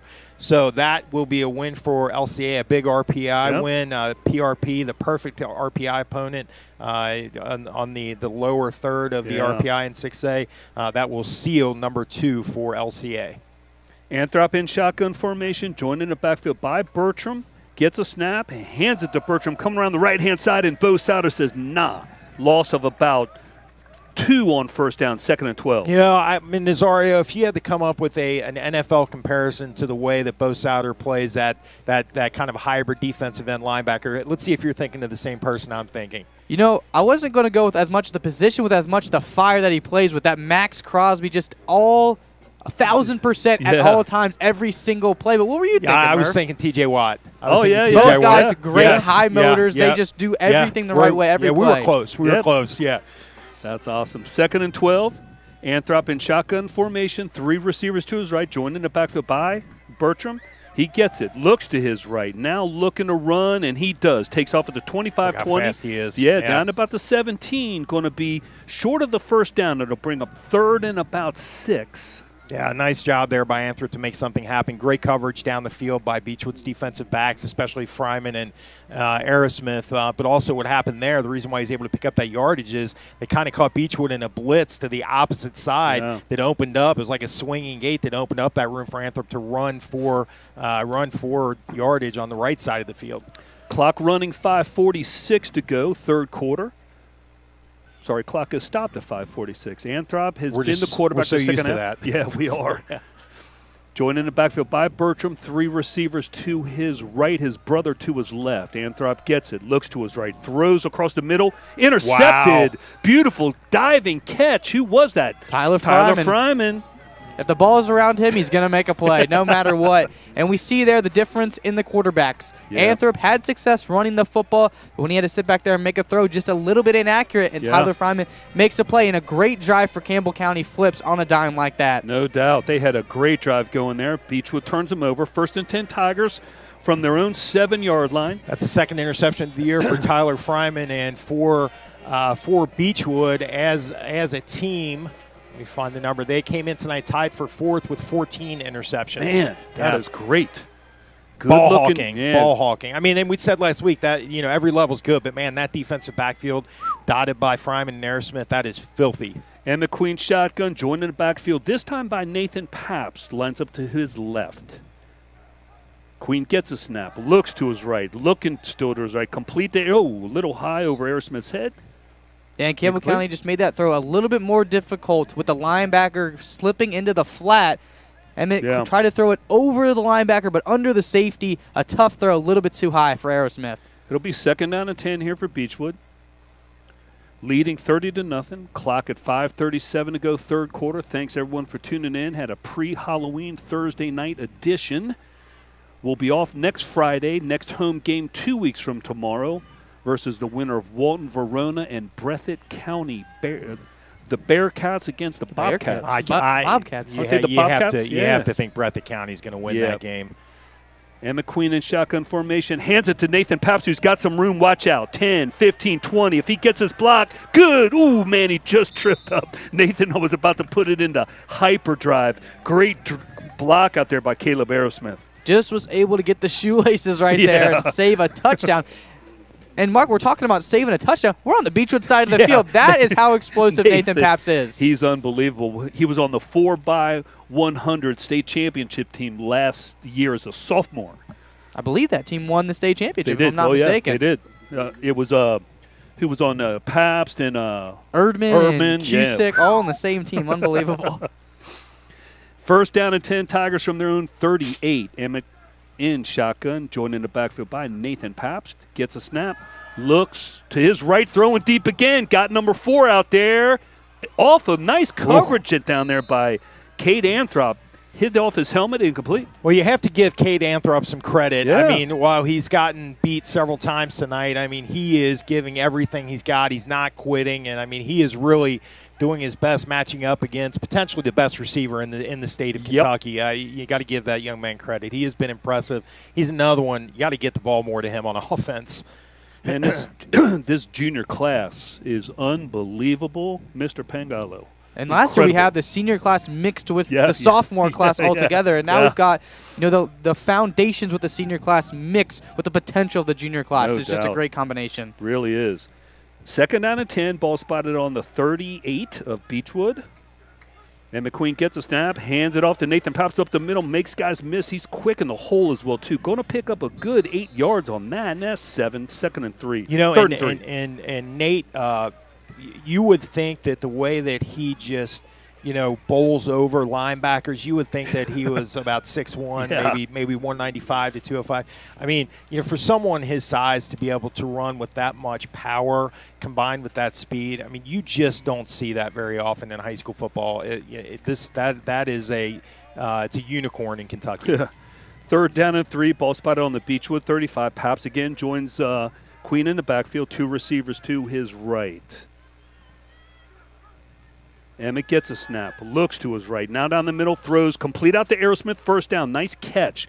Throw was a bit low, but a nice throw as well. 1st down, Beechwood at the 46 of Campbell County. Yeah, that was 3rd and 3 right there from Emmett Queen. He wanted to take the shot right there. He saw that throw down the seam. There was a safety there, but a great adjustment to just take your check down, take your first down, and just move the chains, get to the next play. And great protection by the offensive line again. Kingston Brockett, left tackle, left guard Austin Stevens in center, Carson Eshelman, right guard Jacob Ross, and right tackle Kyle Shaw. They are really playing great here tonight. Clock running, 3:46. First and 10 Tigers from the Campbell County 46. Queen gets a snap, hands it to Paps, coming through, cuts back to his right. He gets out of a tackle, spins out of one tackle, takes it down to the 30. Nice run by Nathan Paps. First and 10 Beechwood. One of my favorite parts about watching him play right now is how low he plays to the ground. You can't even see him in between the linemen right now, and the linebackers are wondering the same thing. Where is he? But he finds those holes. Incredible vision from Paps. Yeah, brought down by Clayton Newspickle, and I got to be honest with you, if he doesn't make that tackle, I think Nathan goes the distance. Every time he touches the ball, he could go the distance. Incredible weapon. Yeah, and you know, he's over 1,000 total yards rushing, receiving this year. I mean, just an incredible junior season.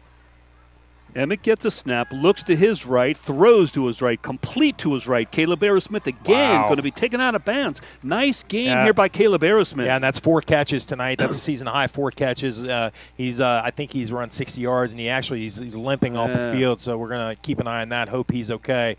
He's really frustrated. But he's having a great game tonight. And you need guys. You've got the. You need guys that can do things over the middle and on the sidelines, and you can see, I think, if Coach Herget, like we saw with that 2-point conversion, maybe trying some different things tonight and trying to kind of push Caleb in the direction of being that important underneath receiver that they're going to need this year, and sideline receiver. Remember Brady Moore, Mitchell Berger, how they could work sidelines years ago, Mark Talley? No how doubt. Important were those catches those years, and I think Caleb Aerosmith could be just that kind of receiver as we head down the stretch towards a postseason run. 2:56 to go, third quarter. First and 10 Beechwood from the Campbell County 20-yard line. Ayler joins Queen in the backfield. Emmett gets a snap, looks to his right under some pressure now, and does a nice job just throwing it to live to play another down. Nice play there by Emmett Queen. And Campbell County got lucky right there. Nathan Paps on the left side was wide open in the middle of the field. The next step in Queen's development, just being able to go through multiple progressions. He was on the right side the whole time. If he looks to the middle, there is no one within 20 yards of Nathan Paps on that play. But still, you live to see second down, you throw it away. Still, you're on schedule here on this drive. Second down and 10, Beechwood. Ball on the Campbell County 20. Brody Ayler joins Emmett Quinn in the backfield. Tyler Fryman in single coverage out to his left. Keep an eye on that. Paps lines up to the right. Yeah, a lot of space out there. You can see Kate Anthrop. Like Les Nessman, please don't throw it this way again. And he's going that way. He's got Fryman on the right-hand side, caught at the 10. If he makes one man miss, he does touchdown. Tyler Fryman saw that coming from a mile away. I mean, look, like I said, Cade Anthrop has done everything that he can possibly do in a matchup like that. He is a sensational athlete. He's probably a lockdown corner against 99% of high school wide receivers. But in that position, single coverage on the wide side of the field against Tyler Fryman, that is a 0-win proposition.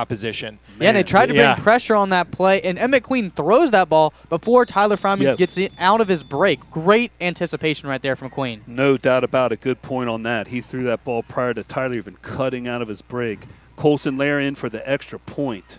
Snap is back, kick is up, and it is good. With 2 minutes, 42 seconds left to go in the third quarter. Beechwood 37, Campbell County nothing. Halloween Eve, thanks for tuning in. All right now.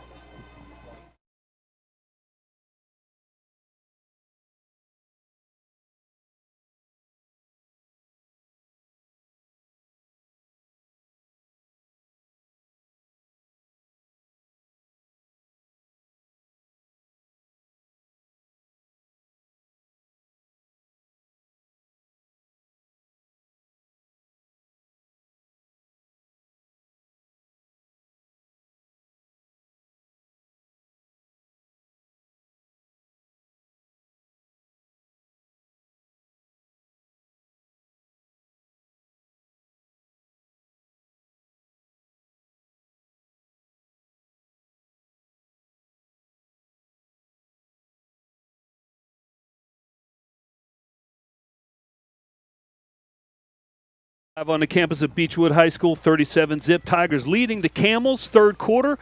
Colson Lair out for the kickoff. This one might be fielded. It is. Fumbled at about the 1, and they're bringing it out. Takes it out to the right-hand side. Going to get out to about the 13 or 14. Good to see Caleb Aerosmith up and moving around. Yeah, that was Landry Queen and Anderson Durrett, who have just both done such a great job on special teams this year on the tackle there. For Tyler Fryman, his remarkable his remarkable junior season continues.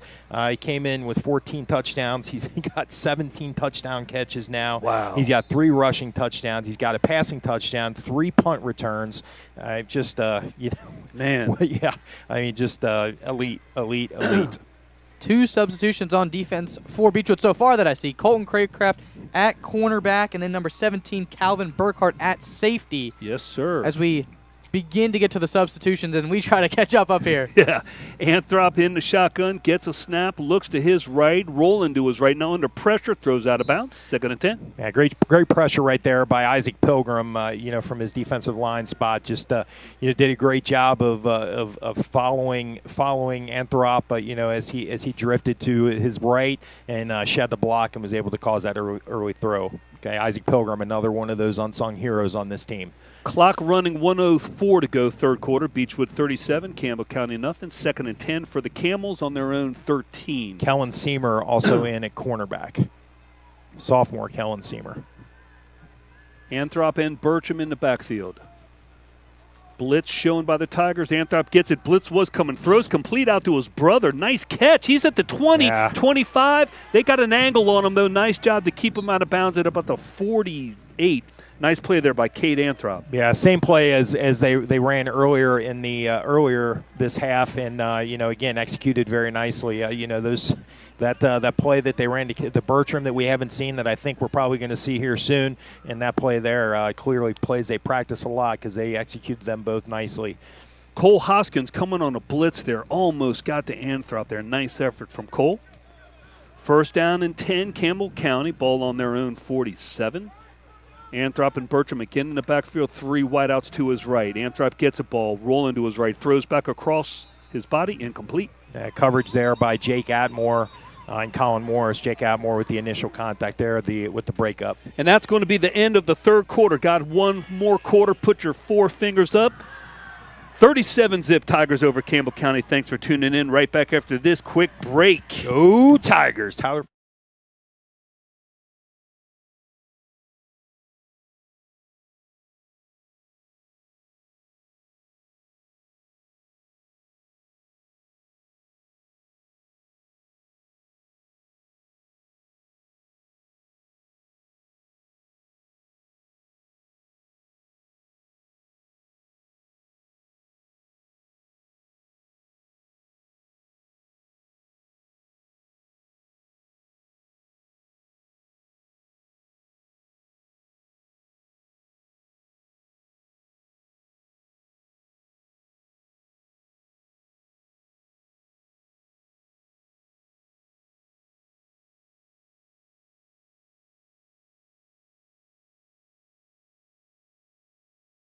Getting on away, 2nd and 10, Campbell County from their own 47. Anthrop gets a ball, hands it off to Bertram again, and this worked earlier in the game, and he's going to pick up a couple yards out to the 53rd and 8. Yeah, nice job there by Cole Hoskins from his outside linebacker spot to make the initial contact there on Bertram. Nice form tackle. He just stayed low and wrapped, and then the rest of his teammates came and helped. I knew Cole Hoskins when he was in kindergarten. I'm getting old. Tally, Man, I don't get any younger. I keep wanting to get. Stop it.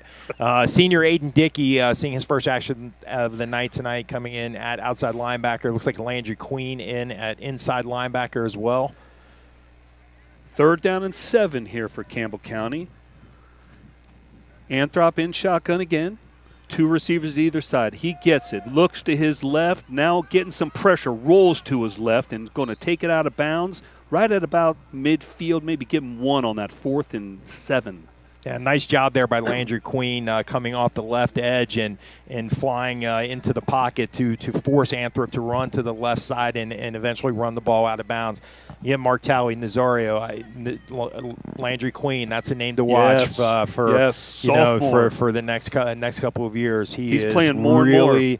Really emerging as an important piece in this special teams, defense and offense. Helping already for depth. You need depth, Nazario, Absolutely. don't you too? You can man? never have enough of it. Guys, he's an excellent guard, by the sure way. is. I mean, we haven't seen him play offense a lot this year, but he is an excellent guard. Campbell's going for it on 4th and 7. Anthrop gets a ball, looks to his left, complete out there, but going to be short of a first down. They'll push him out at about the 47. Tigers take over 1st and 10. That was Gavin Richardson on the catch there from Anthrop. Unfortunately, like you said, not enough, though.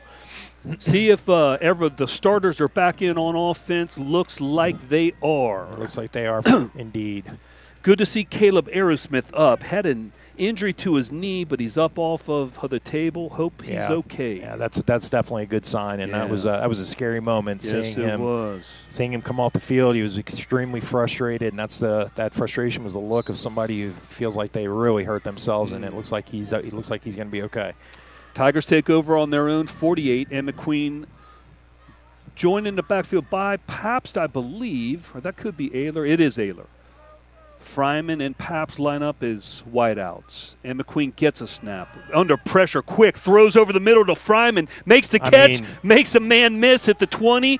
Good night. Touchdown, Tyler Fryman. Just get the ball in his hands. Well, yeah, guys, I was just about to say, again, the same thing. They had him single covered on the wide side of the field with I believe it was a third corner, somebody we haven't seen much in the game tonight. That's, again, you're risking that happening every time you do that. I mean, you have to roll coverage over there. It's a great throw, a great catch, and, man, 4 touchdowns and a lot of yards receiving tonight. Unbelievable player. Fun to watch. He started at center field as an 8th grader, too. Was that 52? I was on that team. You were on How that was that even possible? Mark, that was 52 yards, right? Yes, sir. Colts and Lair out for the extra point. It is good. With 9 minutes and 26 seconds left in the game, Beechwood 44, Campbell County nothing. Thanks for tuning in. Right back after this. 177 yards on 4 touchdowns. Mercy. Unbelievable. What a night for Tyler Fryman.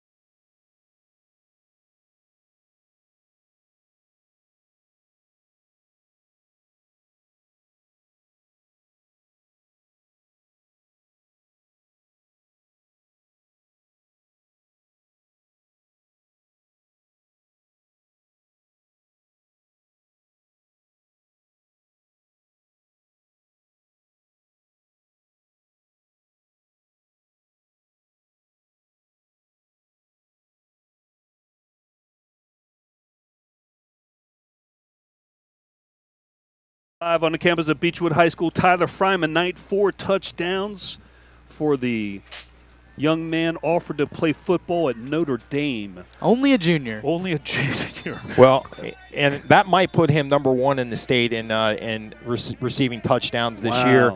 He now has 18.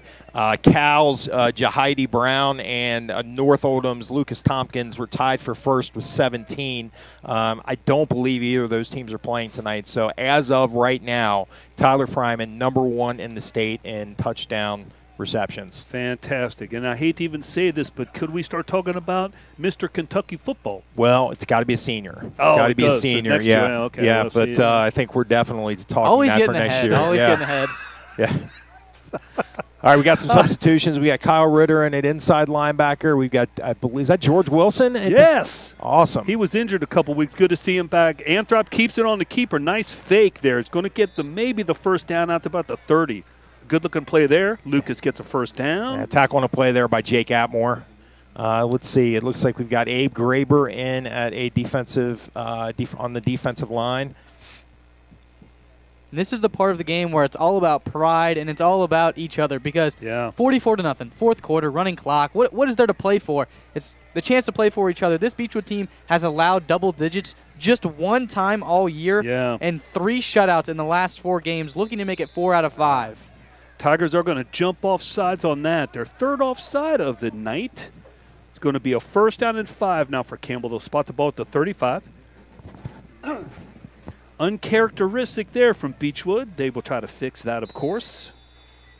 I believe that's Micah Bottom at nose tackle. Yeah, I think that's Micah. So Micah Bottom, George Wilson interior on the defensive line, along with Abe Graber, Ritter, Dickey, Queen, and Atmore at linebacker, Seamer and Colton Craycraft at corner. First and 5, and Anthrop hands it off to Bertram. Didn't have anywhere to go on the left, but comes back to the right. They got the angle on him, and he trips and fumbles, but the Turf ground, monster. Yeah, the Turf ground monster. can't I hope cause he's a okay. fumble. Yeah, I do too. He got down to about the 49 of Beechwood and just tripped up, fumbled the ball, but the ground can't cause a fumble. Campbell County stays with possession. Oh, and a nice job there because the Beechwood defense had stuffed the gap he was running towards, and you know, being the dog that he is, he just reversed field, went the other way, and if not for the turf monster, that's probably a score for the Camels. Nice job by Colton Craycraft too to chase him down a little bit as well. Anderson Durrett has moved back to safety. First down, Campbell County at the Beechwood 48. Anthrop gets a snap, fakes a handoff, keeps it up the middle, has some room there, picks up some positive yards, takes it down about the 38, going to be close again to another first down. Yeah, and this Campbell County rushing attack, if they can get their pullers out in space, they have great success. It's only when Beechwood has been able to blow up those pulling guards and centers that they've been held behind the line of scrimmage. But on that play, Anthrop was not touched till 7-8 yards down the field. And we've seen that on a variety of plays. So if you're Beechwood, you got to go to the film room, you got to watch this, and we got to figure it out because other teams will see this on film. Yep. Good call. First down and 10 from the 38, throws it out to the left, caught by the receiver, takes it down about the 30 on first down. Give him about 4. That's Cooper Larson on the catch right there, only his 4th catch of the entire season. Yeah, tackle on a play there by Jake Atmore for the Tigers. A couple of scoring updates. Cooper, Simon Kenton, that one is opened up even further. That one 41-22 late in the third quarter. And Ryle 49-13 over Dixie at the half. Wow. Anthrop gets a snap, throws quickly out to his left, complete to his brother. Catches it about the 32, makes a man miss, takes it inside the 25, down about the 22. Another first down for Campbell County. Yeah, and a nice job by Colton Craycraft there to clean up that that broken play for our defense. Tigers defense here. Now again, you're seeing a lot of our second stringers in here, but Coach Volker and the rest of the coaching staff, so they're demanding the exact same performance from these young men as they are their starters. So I'm sure they're getting coached hard right now. Come on, D. Bow up. Here we go now. 4:53 to go in the game. Anthrop gets a snap on first down, throws quickly again. That's going to fall incomplete, I think. Yes, it did. Second down. Intended receiver on the play for Campbell County is number 20, Cade Anthrop, and it looks like he was banged up a little bit. Yeah, these Anthrop boys, I've run into them over the years on the baseball diamond, and they are outstanding athletes, really, really good baseball players as well, and fine young men too, very, very classy young men. Speaking of baseball, Coach, Coach Gray gave us some hot peppers here. I'm going to have to try these after I get home. I don't know. You guys weren't eating them before, were you? Like, I saw that bag, and I was a little concerned what was happening. Okay, good. Hot peppers to add to the chili. Anthrop is out there, second down and 10 after the incompletion. Gets a ball, look to his right, now to his left, now rolling to his left. Throws deep down the field. Oh, incomplete. The Beechwood receiver did a nice job. No flag, incomplete. Yeah, Craycraft keeping up there in coverage, was able to get his head around, provide just enough defense right there to make that pass fall incomplete. That would have been the first touchdown of the game for the Camels. And like I said, Beechwood trying to get their 4th shutout in 5 games. Yes. In the NFL, that's pass interference. They call that in the NFL, but they didn't here. Colton had good coverage on that. I like it. 3rd down and 10. Ball spotted on the Beechwood 22. Beechwood's scoring defense ranked 4th in the state, allowing only Man. 8.1 points per game. No weak spots on that defense for sure. Anthrop, shotgun formation, gets a snap, rolling to his right. Looks like he's going to run, wants to throw, throws. It down the corner of the end zone, caught. Ooh. Did he stay in bounds? Yeah, I think he did at the one.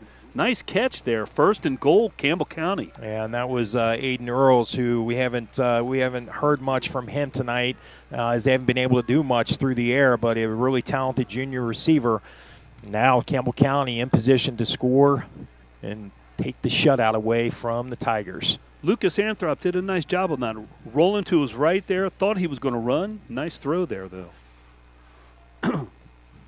1st and goal, Campbell County. Anthrop in the shotgun formation, joined in the backfield by Trevor Bertram. Gets it, keeps it himself, goes behind Bertram. Touchdown, Campbell County. That's Anthrop's 6th rushing touchdown of the season. And as we talked about, unfortunately, the shutout is over. But for Campbell County, nice drive right there. Able to use your running quarterback in a variety of ways, but also able to complete a couple of passes as well. A great catch by Earl to set him up inside the 5-yard line. A nice job right there by the Camels to end this game and going forward into the playoffs, trying to get their first playoff win since 2017. Wow. Blake Miner gets this. It was a low snap. Paps came around to block it. No, that was Colton Craycraft. The kick is good. So, with 2 minutes and 27 seconds left in the football game, Beechwood leading Campbell County 44-7. Thanks, everyone, for tuning in. Right back after this. Go Tigers.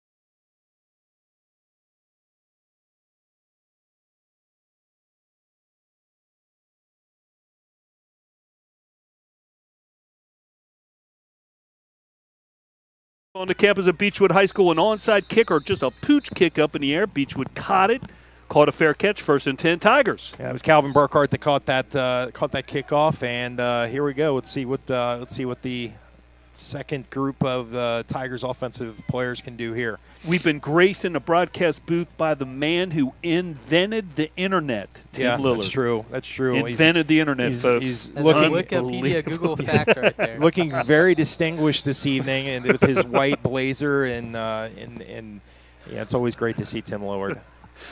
Cole Coppage in shotgun formation, gets the ball, hands it off to Garrison, I believe, or is that Ritter? I think that's Garrison. Yeah, he might break it. 40, 35, 30. Boy. Come Here we on, go. Garrison. Keep Attaboy. trucking. Garrison Wilson inside the 20 down to the 18. And we said, right when they came on the field, let's see what this backup Right. offense can do. Right. First play off the bat. That's pretty darn good. Yeah, this is Garrison Wilson is another future star, one of the top sophomore backs in Northern Kentucky. He's dealt with some injuries this year, and we haven't seen him do a lot, but there is a lot of potential there. And this backfield with him and Ritter at fullback is filthy. It really is. Good point. Cole Coppage gets the ball, hands it again to Wilson, takes it around the left-hand side, going to get down about the 20, maybe lose the yard there, 2nd and 11. Yeah, tough spot there for Garrison. Campbell County knew exactly what was happening there, and they just overloaded the side that they overloaded the wide side. They attacked, and that's exactly where the play was designed to go. Might get one more play in here. Clock is running down about 46 seconds. Beechwood in no hurry.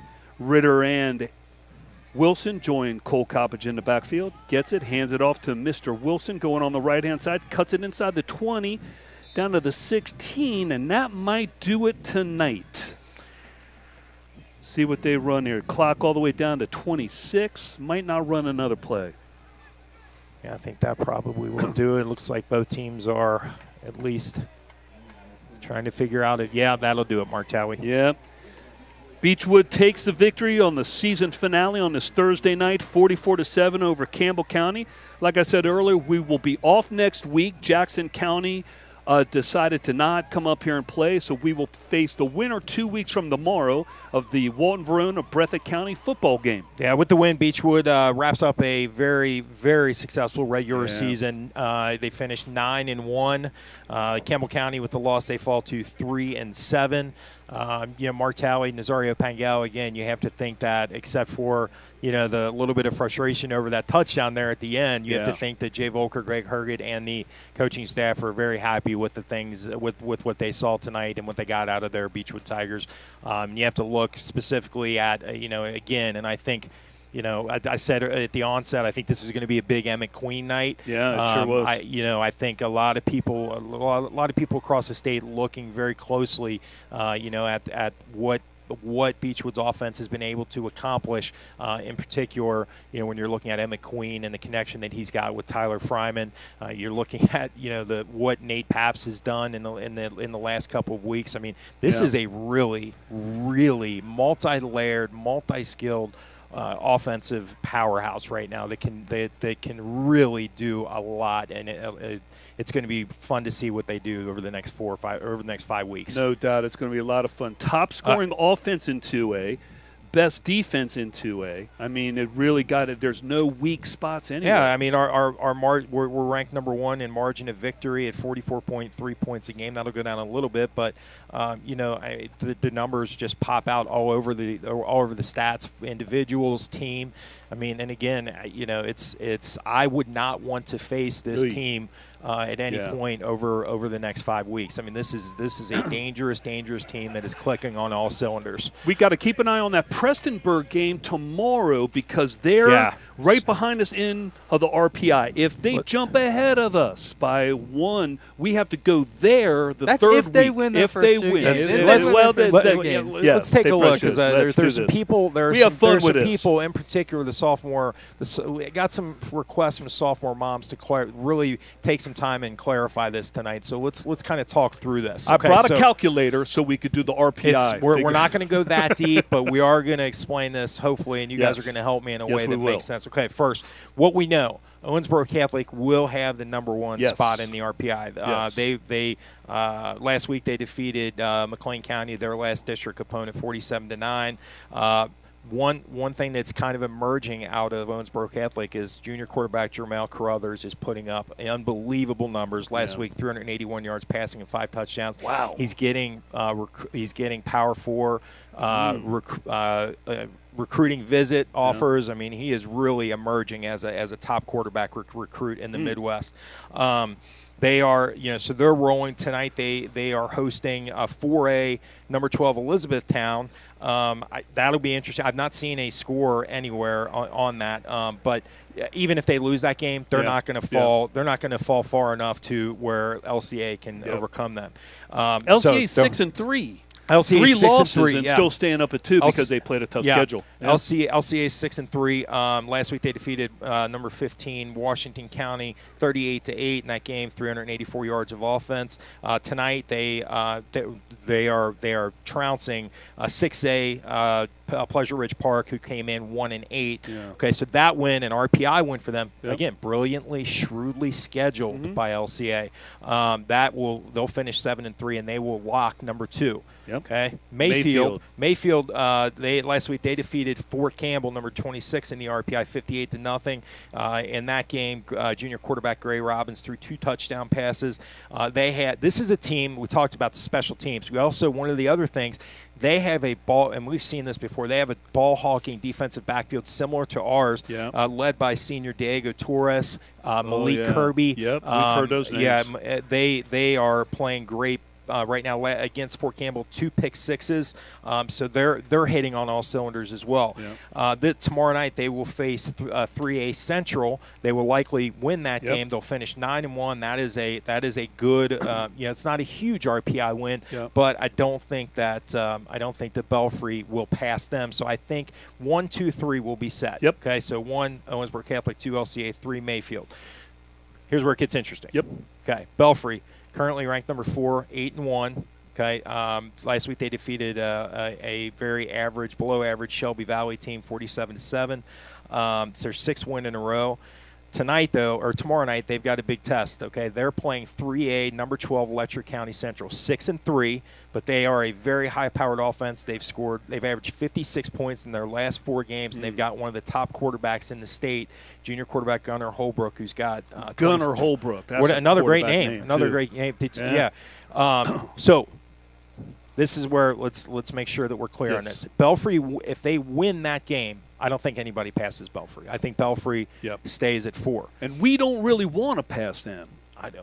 Nazario, what do you think? Would you rather go to Mayfield? Would you rather drive to take the death march to Mayfield, or would you rather go to Owensboro and play Owensboro Catholic? What do you think? There's no way to play LCA. There is. That could. But they'd have to beat Owensboro. They'd have to. Yeah. But they're going to play Mayfield before they play. So I don't think they could play us. So either Mayfield, Owensboro Catholic is in District 2. Mayfield is in District 1. So one of them comes out. Yeah. Okay. So the question is, what do you prefer? Man, that is a tough decision. Yeah, it's a tough one. Now I think because we've all been there. Yeah. I think that that drive down there, Veterans Stadium, and Mayfield, playing Kentucky. there, and the things that have occurred there, the hex that seems to be kind of over there. I would rather go to Owensboro Catholic. Yeah, I'm of the mindset I want to go beat that hex. Yeah, he's beat okay. I appreciate that. I appreciate that. Jay Volker, his first year, 2023, a solid, really good team. Clay Hayden, Luke Erdman, they went and they lost at Mayfield. That ended their season. I've got to believe there's something in him that wants to go and win there as well, which would put added fire. But I wonder, do they change the travel plans? I think that year they went down on Friday maybe, so it's that long drive Friday. Would they be able to change to a Thursday night drive down there to give yourselves some time to adjust to Mayfield? You get the drive over with. If that's the facts, then I would want to play Mayfield because you have the competitive fire to go out there and do it. And you want to play Owensboro Catholic again in the state championship. A rematch is always awesome. But then there's so many questions. But anyway, so let's get back to it. So Belfry, if they win, I don't know. I don't know what to think of that game. It's hard. They're Letcher's 6-3, but they're ranked 12. You guys know once you hit that number 10 in every class, well, except for 4A, there can be a pretty substantial drop off. So I don't know. I think that's 50-50. How far behind are we from Belfry in the RPI? I think we're far enough behind them. I don't think so. Right now, Beechwood is at 0.689, and Belfry is at 0.701. Okay, so they even if they lost tomorrow night, they'd probably still stay ahead of us. I don't know. It just depends. We'll look at that. We'll look at some variables there in a second. Okay, so and then that's where Danville's number 5. Okay, they are this tomorrow night. They are hosting a very poor 1A team, so they will probably stay at will they. I don't know. I don't know what to think. I don't know how much they would fall. We could jump Danville, but that wouldn't matter much. Yeah. Okay. So then we're at 6, and then Prestonsburg. Okay. So Prestonsburg 9-0. Okay. Last week they had a big win on the road against Martin County, currently at number 11 in the RPI. Didn't throw one pass. Did not throw one pass, Nazario Pangallo. Unbelievable. Earlier in the year, Mark and I talked about Prestonsburg looked like they were starting to develop a passing offense and looked like they figured it out that they're not going to win it. They're not going to make a run without a state, and they were throwing touchdown passes. And now they're going back the other way, So they racked up 274 yards rushing. Senior running back Kane Patton, there's that name again. That's a good 189 name. yards rushing, 2 touchdowns. He is currently 6th in the state in rushing, so keep that in the back of your head for round 3. Martin County, they gave it everything. They had their guy, senior quarterback Devin Maynard, and if you remember him from last year against us, really stood out to us, Martelli and Nazario. He had 270 yards through the air and a touchdown, 3 rushing touchdowns, 113 yards rushing, 2 two-point conversions, and an interception. The young man tried everything he could. But so Prestonsburg, as you talked about tonight, they were playing 3A Estill County. Yep. Okay, 3A Estill County, 5-4. They are ranked 17th, or no, I think 17th in the 3A RPI. Who knows? Yep. Who knows? You know, if they win that game, Mark's right. They could jump us, and that could change things. We're gonna know that pretty soon. Yeah. But I think I don't know. Again, I don't know what to think of that game. I think Prestonburg probably wins. Yep. But we'll see. So we'll if seeding keeps up, and I don't want to go too far ahead, but that's too late. But if seeding holds out, we will play. And if our RPIs don't change from right now, we will play Prestonburg here the third week of the playoffs. Yes. Prestonburg's here. That'll be a fun. So fun right game. now, if things go as they should, we start with our bye. Yep. Second week, we think Breathitt County beats Breathitt. Walton Verona, so Yep. we Breathitt County. Third round, Prestonsburg. Yep. And then fourth round, I think we're going to Owensboro. Yeah. Okay. But I do think there's one other dark horse, and this is emerging. Okay, and we kind of touched on this last week. Somerset right now, 8-1. Yes. Okay. The Briar Jumpers. Yeah, 8-1. Last week they defeated 3A, so they had a nice RPI win. They defeated 3A McCreary Central 52-14. In that game, my vote for 2A MVP this year, senior quarterback Chris Hughes. He had 2 touchdown passes, rushed for 101 yards on 10 carries, 2 more rushing touchdowns. He's tied for the state lead in rushing touchdowns. That kid is a difference maker. Okay, yeah. So I think, and they are playing very well on offense and defense. So they're that's on the a dark other side horse. of the They're bracket, on the other right? side. So yeah. they are someone. When I had a lot of people ask me over the past 24 hours, is there a way that Beechwood plays at home in the fourth round?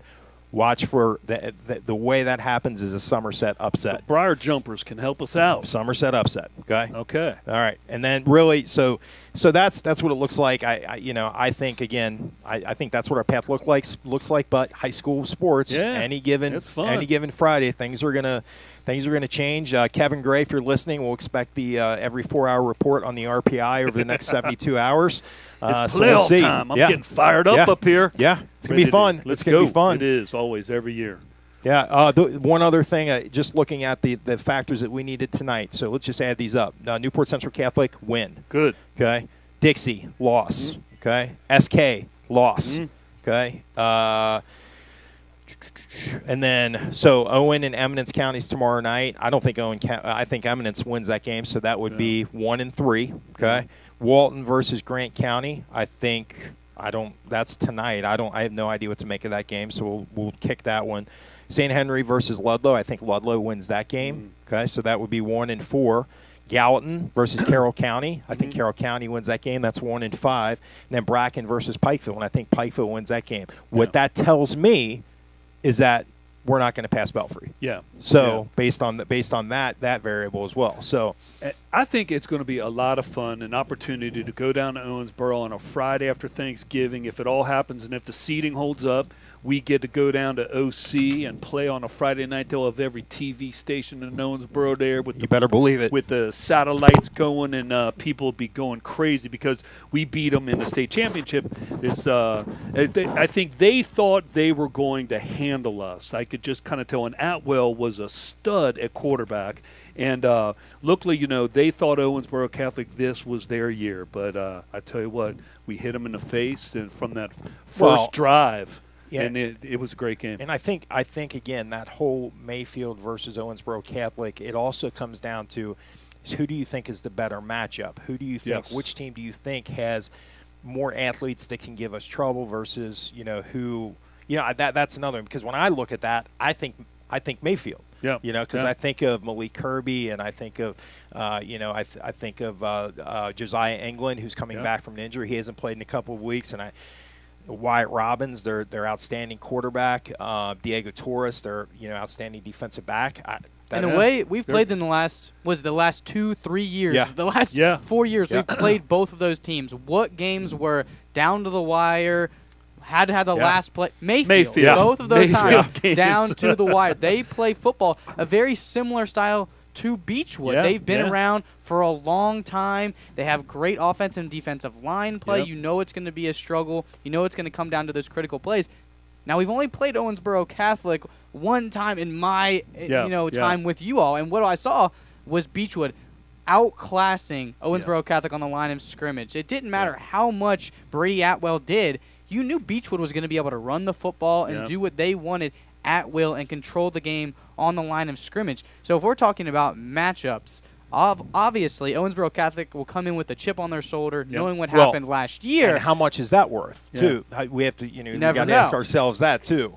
So it certainly was worth a depends. lot in the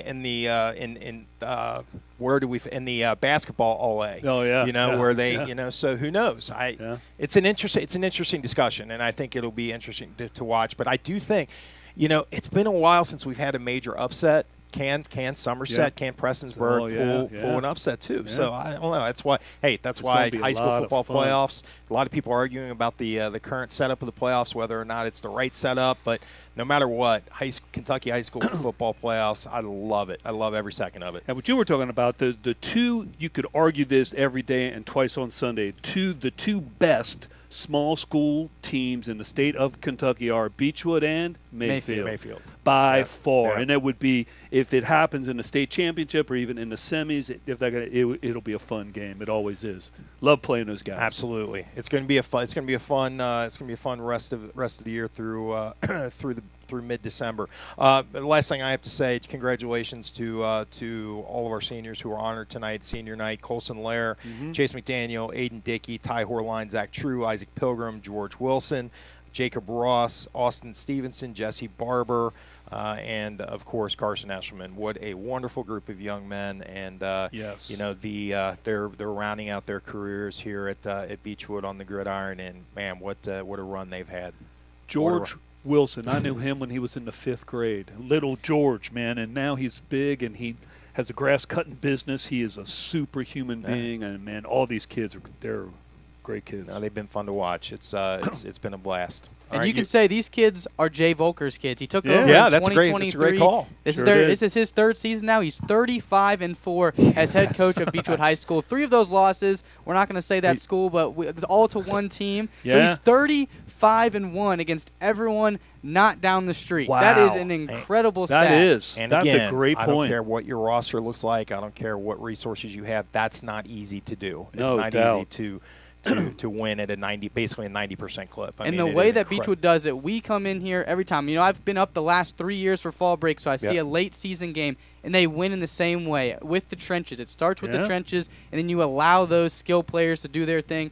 Obviously, when you have players like Tyler Fryman for the last 3 seasons, it makes things a lot easier. But the consistency to do it, that starts with the line of scrimmage, whether it's being able to run the football, stop the run. You make football a lot easier game when you can do those two things. And it makes the quarterbacks, it makes the wide receivers look so much better because it's so much easier. Emmett Queen had time in the pocket today. He had the threat of the run game, whether it was with Landon Ayler and Nathan Paps. And it lets Coach Herget just throw everyone around in all these different ways. And the defense has no idea what's going on. And it just creates so much chaos. And it's beautiful chaos for us, though, because we get to see these incredible players make incredible plays. And then on the defensive side of the football, Jay Volker's specialty, they play aggressive. It doesn't matter if they're playing with 3 down linemen, 4 down linemen, 2 linebackers up, or everyone's flying to the football. Everyone looks like they want to take someone's head off. And the other thing is, too, something that may be taken for granted for people that aren't familiar with defensive scheming, but a lot of movement pre-snap after when the quarterback goes under center, and don't underestimate how much that really confuses offensive lines and causes quarterbacks to take a second to think, and it might throw everything off. That has been really impressive to watch too. Jay Volker is an artist on defense. What else helps those guys is they are mean. Bo Souders a mean guy. They're great kids. No Kingston Brockett is mean on defense. We're about to have a fun run here on a quest to another appearance at Kroger Field. I can't wait. It's going to be a lot of fun. Thanks everyone again for tuning in. Season finale, Beechwood over Campbell County 44-7. Thanks everyone for tuning in. See you 2 weeks from tomorrow. We'll be right back here. Should be a 7:30 kickoff, but I'll check it out for everyone. Posted on the Beechwood Football Facebook page. Thanks everyone again for tuning in. See you in 2 weeks. Can't wait. Go Tigers. Yes, sir. Tyler Fryman, Emmett Queen, connection, the best connection in the state. Unbelievable. So much fun to watch. And Zario Pangallo, great job by you. Mr. Pangallo, always great to see you, sir. See you in 3 weeks in probably Owensboro. Hopefully at Beechwood. No, you have to be there. You have to be there. You're going. He's going. All right. Thanks everyone for tuning in. See you soon. Go Tigers. Yes, sir.